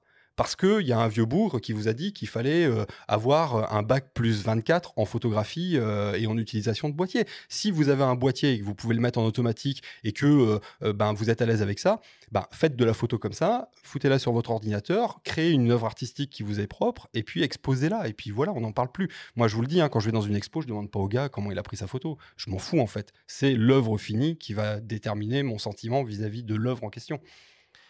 Et d'ailleurs, en parlant d'œuvres finies, d'exposition, toi, tu utilises les modes haute définition de ton boîtier. On a déjà parlé un petit peu en off. Est-ce que c'est un réel intérêt, ça ? Est-ce que tu le vois vraiment à l'œil nu ? C'est-à-dire que tu pars d'un capteur de 24 millions de pixels et avec ces modes-là, tu peux avoir une définition plus élevée. Donc, quand tu photographies au sol des avions, et ça marche vraiment, ça ? Ouais, c'est un truc de fou. C'est un truc. D'ailleurs, tu le vois au poids du fichier quand tu extrais le fichier. Oui, non, mais certes, tu vois le poids du fichier, mais à l'œil nu, tu peux voir. Oui, quand tu zoomes dans l'image, là, quand tu es sur ton écran 4K et compagnie, tu vois bien qu'il y a une différence qui est assez phénoménale. Et puis après, quand tu l'envoies, par exemple, si tu veux vraiment être sûr des capacités de ce truc-là, tu vas sur un site comme Whitewall, par exemple, tu fous ta photo dedans, il va te dire directement en combien au maximum tu peux l'imprimer, et tu verras que sur les deux photos, il y a quand même une différence majeure. Donc, alors évidemment, le mode haute définition à main levée, même s'il est très performant, tu vas pas suivre un Rafale avec. Mais par contre, sur un avion au sol qui est bien posé, avec une belle lumière, etc., tu sors une photo de 100 millions de pixels, tu peux retravailler ça correctement. Encore une fois, ça sert strictement à rien si tu fais pas des grands... Voilà, ça sert dans deux cas de figure. Soit tu es très mauvais en cadrage et tu croppes comme un salopard quand tu rentres à la maison. Et là, oui, il y a un intérêt à ça. Il y a un détail que tu n'as pas vu sur le moment, tu le vois après. Exactement, voilà, tu peux retravailler. Ou alors, tu fais des grandes impressions. Alors, moi, c'est ce que je fais. Et effectivement, je suis beaucoup plus à l'aise avec ce mode-là. Ouais. Olivier, est-ce que pour faire gagner du temps, à nos auditeurs qui voudraient se lancer là-dedans, il y a des pièges ou des erreurs peut-être, à éviter qu'on pourrait signaler là? Ouais, c'est de mal se préparer. C'est-à-dire d'arriver dans un milieu comme celui-là qui est très technique, au rapport aux machines qui sont utilisées, sans savoir exactement ce qu'on fait. C'est-à-dire que alors déjà, la première erreur, c'est d'acheter un boîtier, qui est au-delà de vos capacités. Alors que les mecs qui se disent: «Pour faire de la belle photo, faut que je claque 6 000 € dans un boîtier», je peux vous garantir que le meilleur moyen de rater ces photos, c'est, encore d'acheter un boîtier que vous saurez dont vous saurez jamais vous utiliser. Voilà, ça, c'est la première chose. L'autre erreur, c'est de mal choisir ses objectifs. Vous pointez avec un 24-70 pour faire de la photo d'avion en vol, ça marchera pas en fait, et vous serez déçu, vous serez frustré. Donc il y a des solutions. Encore une fois, n'achetez pas un truc à 2000 balles parce que vous vous dites, tiens, le week-end prochain, je vais aller faire. Voilà. Louez-le, par exemple. Il y a plein de boîtes qui louent des objectifs. Louez un bon objectif, une bonne longue focale, là, vous commencerez à vous amuser. Et puis après, l'autre erreur à commettre, c'est toujours d'aborder un sujet sans connaître le sujet en question. C'est-à-dire que vous ferez jamais rien de bien si vous vous pointez en vous disant, tiens, je vais faire des photos de ça aujourd'hui parce que ça fait joli sur Instagram. Focalisez-vous sur les choses que vous aimez. Là, on parle de l'aviation, mais si vous aimez les chaises, prenez des photos de chaises. Voilà, c'est le conseil que j'aimerais donner à tout le monde. Il y a quelque chose que vous aimez dans la vie, ben, commencez à faire de la photo là-dessus. Parce que votre vision de cette chose-là est forcément pertinente et sera forcément bien accueillie par les gens qui auront de fait une autre vision de l'objet que vous avez pris en photo ou de la personne que vous avez pris en photo. Et c'est ça, en fait, le but de l'art. Et la dernière erreur à ne pas commettre, à mon avis, c'est de garder les photos pour vous. Encore une fois, la création artistique devient de l'art que quand elle est vue par tierces personnes. Donc, ouvrez un compte Instagram, c'est la galerie la moins chère de tout l'univers, hein, puisque c'est gratos. Montrez vos photos, faites-les vivre. C'est un témoignage de... On a cette puissance-là, nous les photographes, c'est ça qui est fantastique. Un boîtier photo aujourd'hui, c'est le seul appareil au monde qui est capable de lire dans la tête des gens. Donc quand vous faites une photo aujourd'hui de quelque chose que vous voyez, dont vous êtes témoin, et bien demain vous la montrez à quelqu'un d'autre, et cette photo-là, elle devient le témoignage de quelque chose. Déjà le témoignage de votre propre vision du monde. Si vous prenez les albums photos que vous aviez quand vous étiez gamin, c'est pas que des photos, c'est le témoignage de votre vie, mais c'est aussi la vision que les gens qui vous ont pris en photo avaient de vous à l'instant T. Et ça, c'est de la poésie en barre, en fait. Donc, n'hésitez pas à prendre un appareil photo et à exprimer votre vision du monde pour la partager plus tard, même après votre mort. Parfait. Écoutez, pour terminer, je vous propose qu'on écoute le témoignage d'un photographe professionnel spécialisé dans la photo d'avion. C'est le sergent Florian de l'armée de l'air et de l'espace qui s'occupe, entre autres, des photographies de la célébrissime Patrouille de France et qui a la chance de pouvoir faire de la photo d'avion en vol depuis les airs. On l'écoute. Donc effectivement, on a la chance de pouvoir faire des photographies aériennes directement à bord des avions, ce qu'on va souvent appeler du air-to-air. Va être pendant un entraînement de démonstration aérienne, où là, on va être dans un des 8 avions, dans un des 8 Alpha Jet de la Patrouille de France. Et donc, comme on va voir la démonstration durant toute la saison hivernale, on va la connaître par cœur, ce qui va nous permettre déjà d'anticiper un peu les mouvements des avions. On va être en place arrière d'un des pilotes. On va vraiment pas du tout interférer dans le vol, assister au briefing avec eux, et puis on va monter dans l'avion et on va vraiment s'adapter à la situation. Avec les éléments on va dire naturels qui vont nous entourer, avec premièrement le soleil, les reflets notamment sur la verrière. Ça va être les points les plus compliqués à gérer, le fait qu'on n'ait pas beaucoup d'espace à l'intérieur de la cabine également. Et puis, on va essayer d'emporter du matériel pas trop lourd parce que quand on va subir les jets, la force qui va être exercée va amplifier, on va dire, le poids. Et donc, forcément, du matériel qui va peser 4 kilos, sous 5G, il va en peser 20. On multiplie par 5 le poids. Donc, bien évidemment, on va essayer d'avoir un choix stratégique au niveau du matériel. Du fait de cette place qui est très restreinte, on va plutôt utiliser des optiques telles des 24-70 qui sont entre guillemets un peu passe-partout, et puisque on va chercher plus du grand angle pour aller avoir tous les avions, un maximum d'avions de la patrouille. Et puis effectivement, ce manque de place avec cette verrière qui vient un peu nous oppresser quand on essaie de travailler, on peut pas prendre énormément de recul. Et donc pour ceux qui ne le savent pas, il y a la spécialité photographe au sein de l'armée de l'air et de l'espace, avec plusieurs postes qui sont ouverts chaque année pour cette spécialité. Et donc, on a l'incroyable chance, je dirais, de pouvoir faire ce travail au plus proche des avions, au sein de l'armée de l'air et de l'espace, et donc avec des opportunités qui sont quand même incroyables. Et j'encourage tous ceux qui rêvent un peu de pouvoir travailler au plus proche des avions dans la photographie, vraiment de s'y lancer. C'est ce que j'ai fait moi il y a maintenant 6 ans, et voilà, j'ai la chance depuis 2 ans d'être au sein de la patrouille de France. Alors, ce que le sergent Florian m'expliquait après ce petit témoignage, c'est qu'il y a énormément de photographes qui appartiennent à l'armée de l'air et de l'espace. Ils sont près de 150 en France. Je trouve ça complètement dingue. Bon, Olivier, évidemment, la photo d'avion en vol depuis les airs, c'est le Saint Graal, j'imagine, mais bon, c'est pas accessible à tout le monde, ça. Ouais, alors c'est le Saint Graal, peut-être, pour ceux que ça intéresse, mais effectivement, c'est pas accessible à tout le monde. D'abord, enfin là, on a l'ultime exercice avec ces mecs-là. Toi, tu arrives à rater une photo au sol, eux, ils sont assiégés, ils arrivent à en réussir. Donc là, bon, pour moi, c'est quand même des héros, quelque part. Et effectivement, ouais, pour s'incruster. Alors, on peut commencer calmement, hein. Il suffit de se rapprocher d'un aéroclub. Il y a toujours un type qui va sortir un avion. Tu partages les frais du truc, ça va pas te coûter grand-chose. 1 heure de vol sur un Cessna, ça va être 150, 170 balles. Donc pour 70 balles, tu peux monter avec un gars qui va t'emmener et tu pourras faire de la photo en vol avec peut-être un autre avion de l'aéroclub, etc. Encore une fois, quand on veut et quand on cherche, on trouve. Voilà, mais c'est une démarche qui peut-être fait peur, ou peut-être les gens se disent c'est inaccessible justement, donc c'est pas pour moi. Mais en fait, si, je vous garantis que c'est pour tout le monde, donc faut pas hésiter. Les aéroclubs, porte d'entrée absolue. Et le seul risque qu'on prend avec les aéroclubs, c'est qu'une fois qu'on a foutu le pied dans un avion, on risque de ne jamais vouloir en sortir. Et là, ça commence à coûter cher.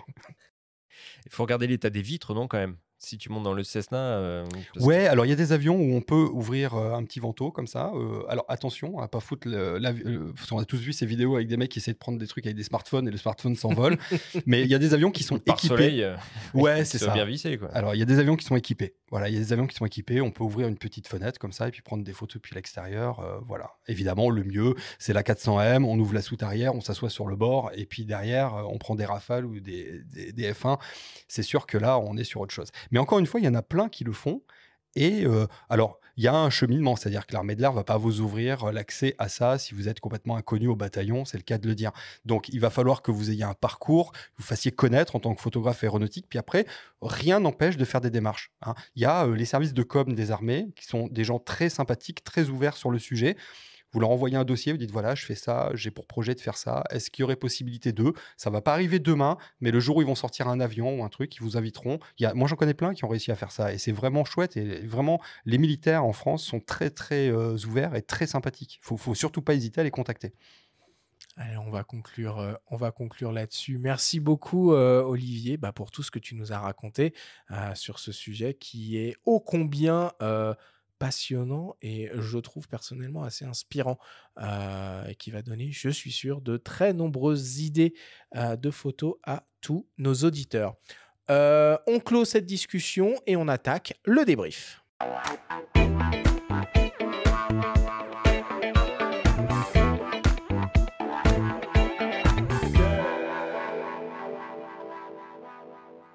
Nous sommes toujours avec le photographe Olivier Lavielle pour parler photo d'avion.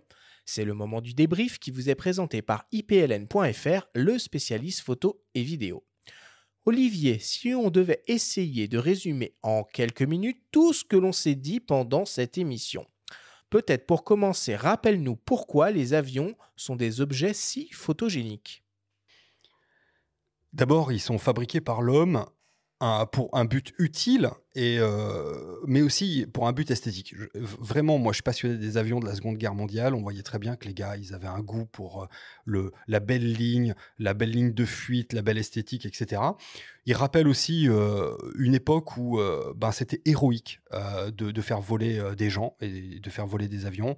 Et puis, c'est quelque chose de... c'est des véritables traits d'union entre les peuples. C'est cette façon qu'ont eu les hommes de se rapprocher les uns des autres. Juan Tripe, qui était le patron de la Paname, avait dit « Et d'un seul coup, nous avons rétréci la Terre ». Et typiquement, ça n'aurait pas été possible sans l'outil avion. Avion, d'ailleurs, qui est un mot français, hein, qui a été inventé par Clément Ader, qui, quand il a créé le premier aéronef, l'a appelé l'avion. Voilà, c'était ici, en France, c'était fin 1800. Et voilà, donc d'abord, c'est français, c'est beau, c'est un bel objet, il a beaucoup de poésie en lui, il y a énormément d'aventures à raconter autour de l'aviation, puis c'est le rêve de tout le monde que de voler. Et c'est l'avion qui nous le permet.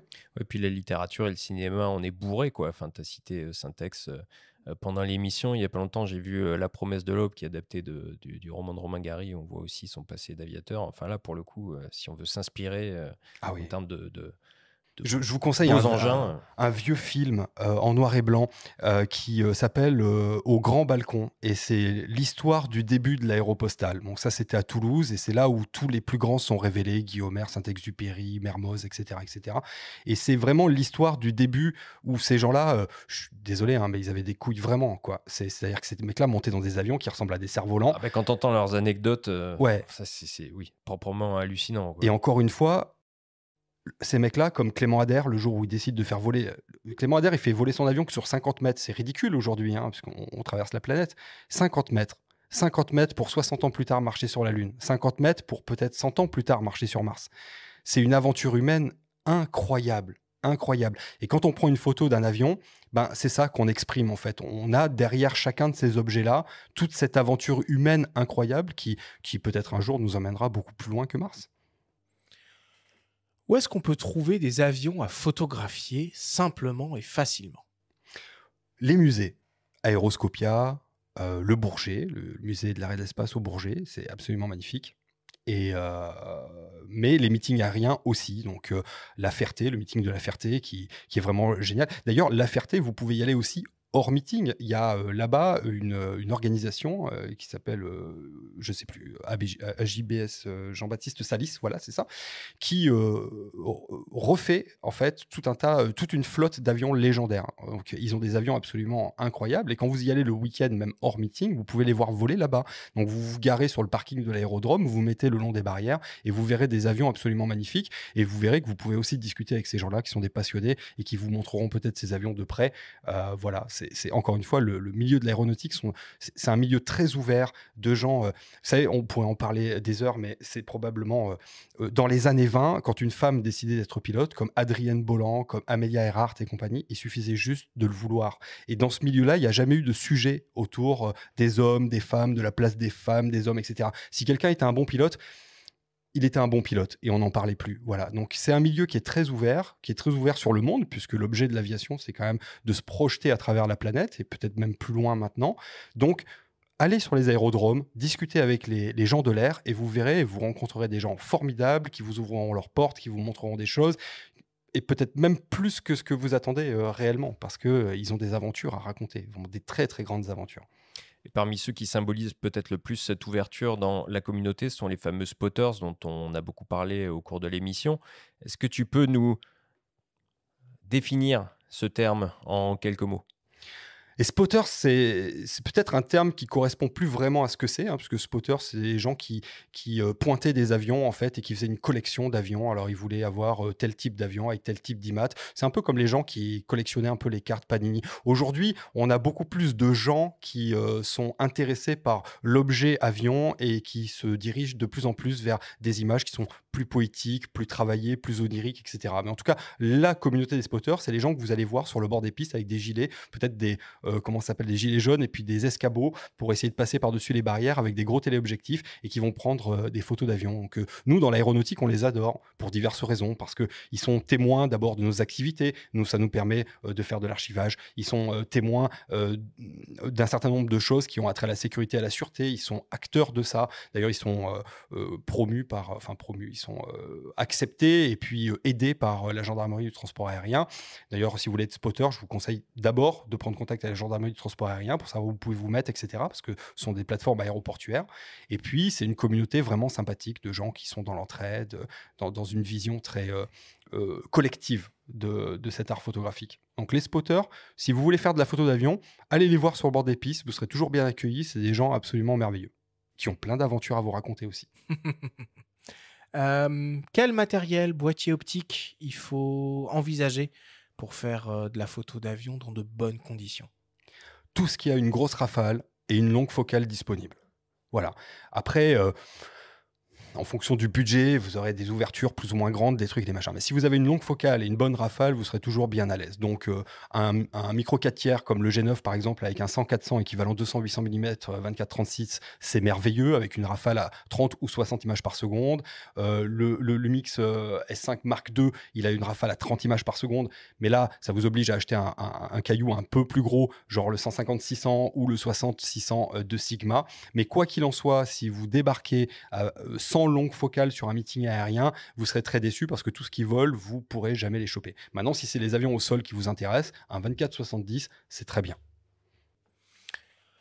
Est-ce que tu aurais des petits conseils pratiques à donner à nos auditeurs ou peut-être même plus simplement des pièges à essayer d'éviter?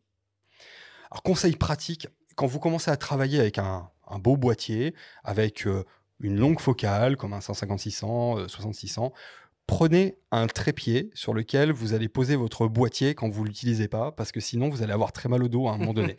C'est un bon conseil, mais j'aurais jamais pensé à le prendre. Parce qu'on a beaucoup parlé de main levée là, au cours de l'émission, on prend quand même un trépied, quoi. C'est ça, parce que sur les mouvements d'avion, en fait, vous avez des avions qui vont venir et puis qui vont devoir atterrir. Le temps qu'ils atterrissent, les autres se préparent. Et puis, bon, là, il va se passer, peut-être 8-10 minutes pendant lesquelles il ne va rien se passer sur un meeting aérien. Donc, voilà. Alors, ou vous prenez un chèche ou quelque chose que vous mettez par terre pour poser votre boîtier hors humidité, ou alors vous prenez un trépied à hauteur d'homme et vous mettez votre boîtier dessus. Voilà, ça, c'est vraiment très utile.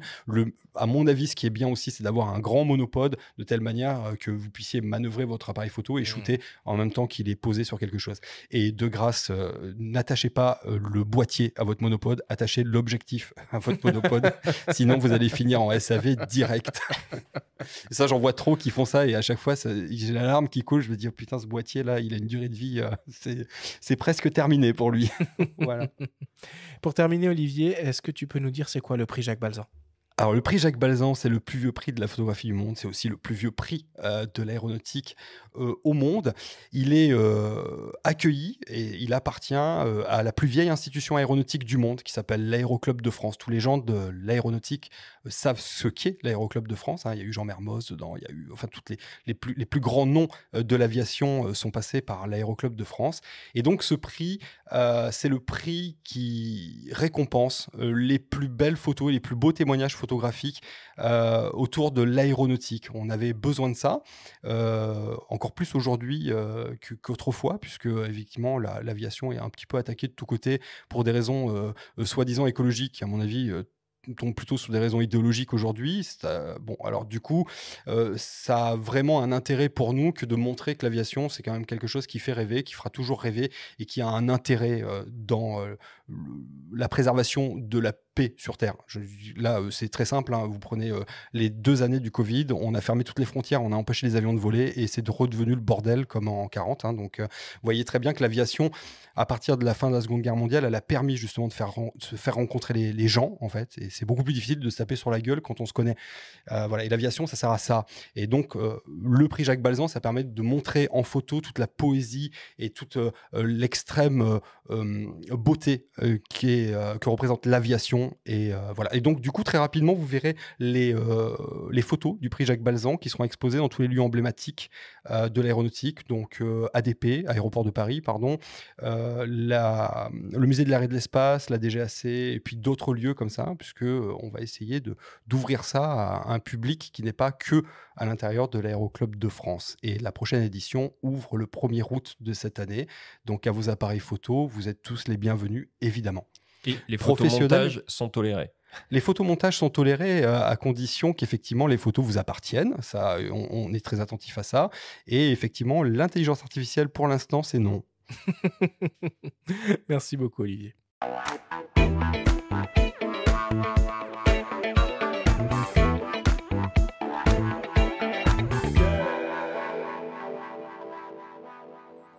Il est temps de passer à la dernière partie de cette émission et d'attaquer le traditionnel quiz.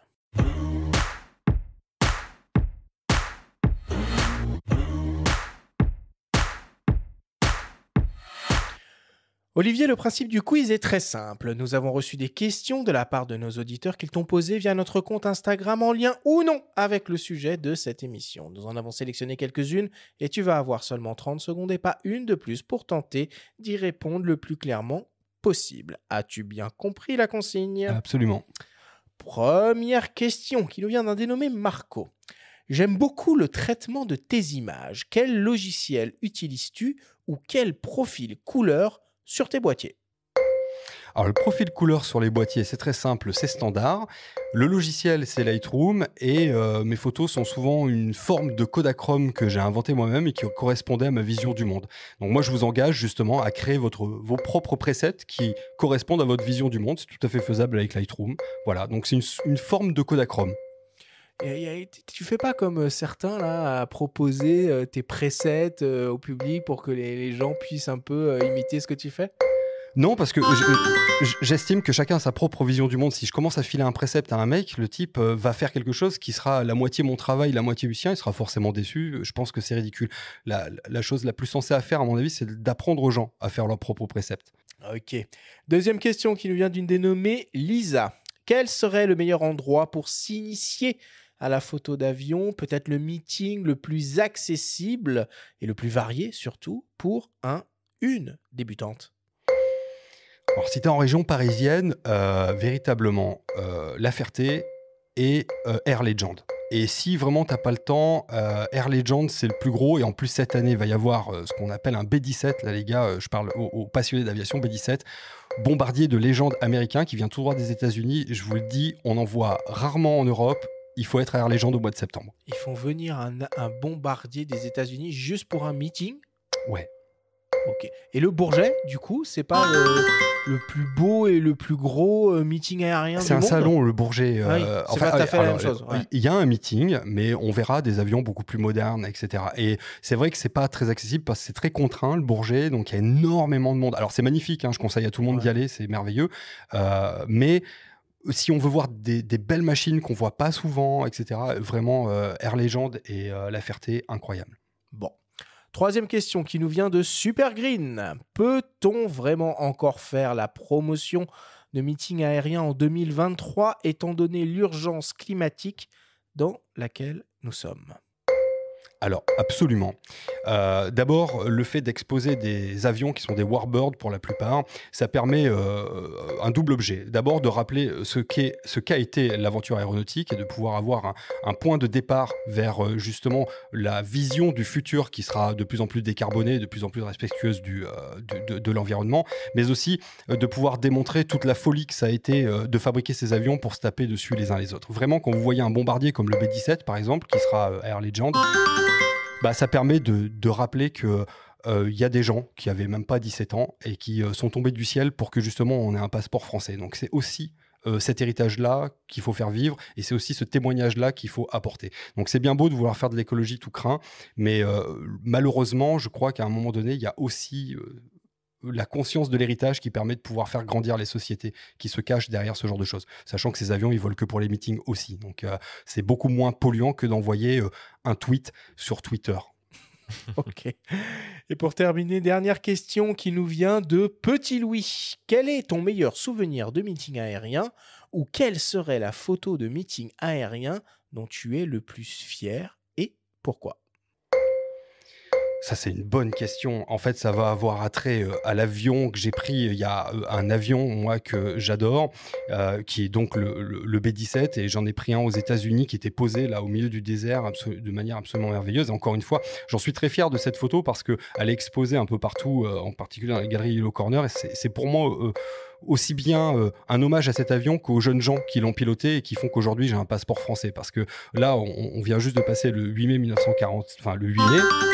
Et il faut se souvenir chaque 8 mai que énormément de jeunes gens sont tombés au-dessus de l'Europe pour qu'on puisse avoir un passeport français. Et cet avion-là, eh bien, c'est typiquement le symbole de cette folie-là et de l'héroïsme des gens qui nous permettent aujourd'hui d'être là et de pouvoir parler librement. Parfait. Et pour terminer, une question de mes soins, une question qui tue.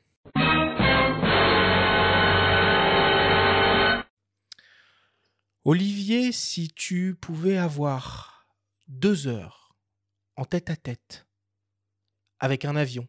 Les 2 dernières heures que tu pourrais avoir en tête-à-tête avec un avion pour le photographier, ce serait lequel et pourquoi? Je vais revenir au B-17. Pour les raisons que je viens d'exprimer, c'est que moi j'ai eu l'occasion de voler 15 minutes à bord d'un B-17 avec un commandant qui vole encore à Phoenix sur son propre B-17. À l'époque où il était commandant sur cet avion, il avait 21 ans. Qu'est-ce que tu faisais toi à 21 ans? Lui, il était au-dessus de Brême, il était au-dessus de Berlin, il se faisait taper par la flak pour sauver un pays et un continent qu'il n'avait jamais vu. Et voilà, donc le B-17 pour moi c'est ça. C'est des jeunes gens qui ont à l'altruisme complètement incroyable, qui ont décidé un jour de venir sauver le cul de gens qu'ils n'avaient jamais vus. Et il avait quel âge ce monsieur au moment où tu as volé du coup avec Là aujourd'hui, il est plus que copilote, c'est ses enfants qui pilotent.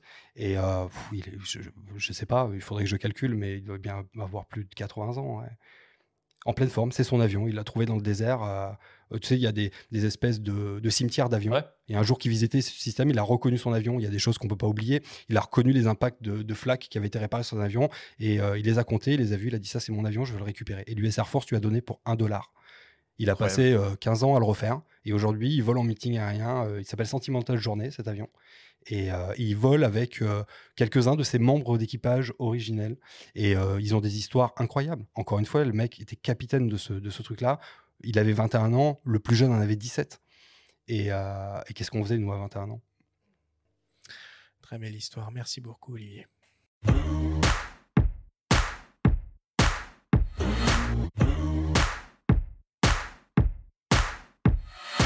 Nous voilà désormais à la fin de cette émission. Olivier, c'était un vrai plaisir de te recevoir dans notre studio à nos micros. Merci beaucoup. Quelles sont tes actualités en ce moment? Donc, tu nous as dit que l'édition 2023-24 du prix Jacques Balzan s'ouvrait courant août. Le 1er août, ouais, traditionnellement, on va essayer de l'ouvrir le 1er août, fermeture le 31 décembre, pour laisser à tout le monde le temps de pouvoir faire tous les meetings et puis de pouvoir travailler bien leurs photos et de nous envoyer des photos dont ils sont fiers. Donc ça, c'est la première actualité. Toujours pareil, hein, il y aura la grande soirée de remise des prix courant avril 2024. Voilà, rien que pour ça, je conseille aux gens de participer parce qu'on rencontre énormément de monde, les états-majors des armées, les services de communication, ça permet de faire beaucoup de réseaux. C'est ça aussi, le prix Jacques Balzan, on essaie d'offrir aux gens la possibilité de se créer un réseau dans l'aéronautique, puisqu'on l'a abordé pendant toute cette émission. C'est parfois difficile, parfois impressionnant. Le prix Jacques Balzan est là pour ça aussi, pour permettre aux gens de se faire un petit carnet d'adresses et de pouvoir rentrer par les petites portes dérobées dans le milieu de l'aéronautique. Là, je vais partir le 21 de ce mois-ci pour un shooting photo d'à peu près 16 jours dans l'Ouest américain. Pour l'autre partie qu'on connaît de moi, c'est-à-dire le projet que j'appelais Americana, les vieilles bagnoles, les vieux motels, les vieux déserts et les vieilles routes.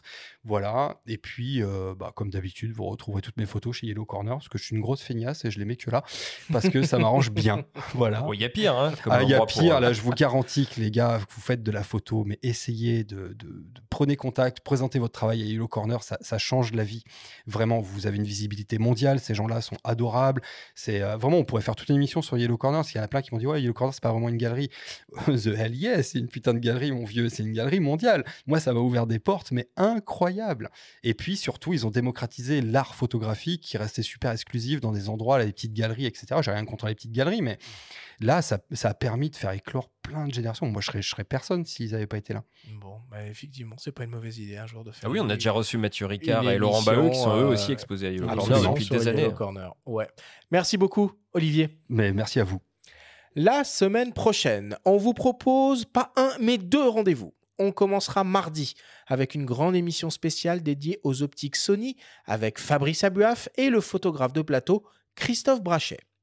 Puis enfin jeudi avec une émission exceptionnelle au coin du feu.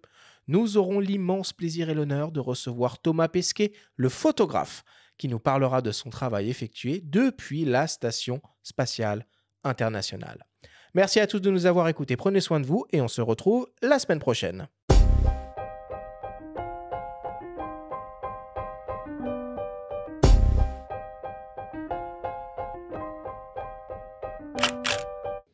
C'était Faut pas pousser les ISO, le podcast hebdo pour tous les passionnés de photos et de vidéos. Toutes les semaines, retrouvez Arthur Azoulay, Benjamin Favier et leurs invités pour parler de sujets matos, techniques et inspiration. Cet épisode vous a été présenté par le Lumix S5 Mark II, le premier appareil Lumix avec un autofocus hybride à détection de phase et de contraste. Abonnez-vous à notre chaîne et retrouvez l'intégralité de nos émissions depuis toutes les plateformes d'écoute comme Spotify, Apple Podcasts, Google Podcasts, Deezer, Amazon Music et YouTube. Si vous aimez notre podcast, n'hésitez pas à liker, à vous abonner et à nous laisser un petit commentaire. Rendez-vous mardi prochain pour un nouvel épisode. D'ici là, faites de la photo et n'oubliez pas, faut pas pousser les ISO.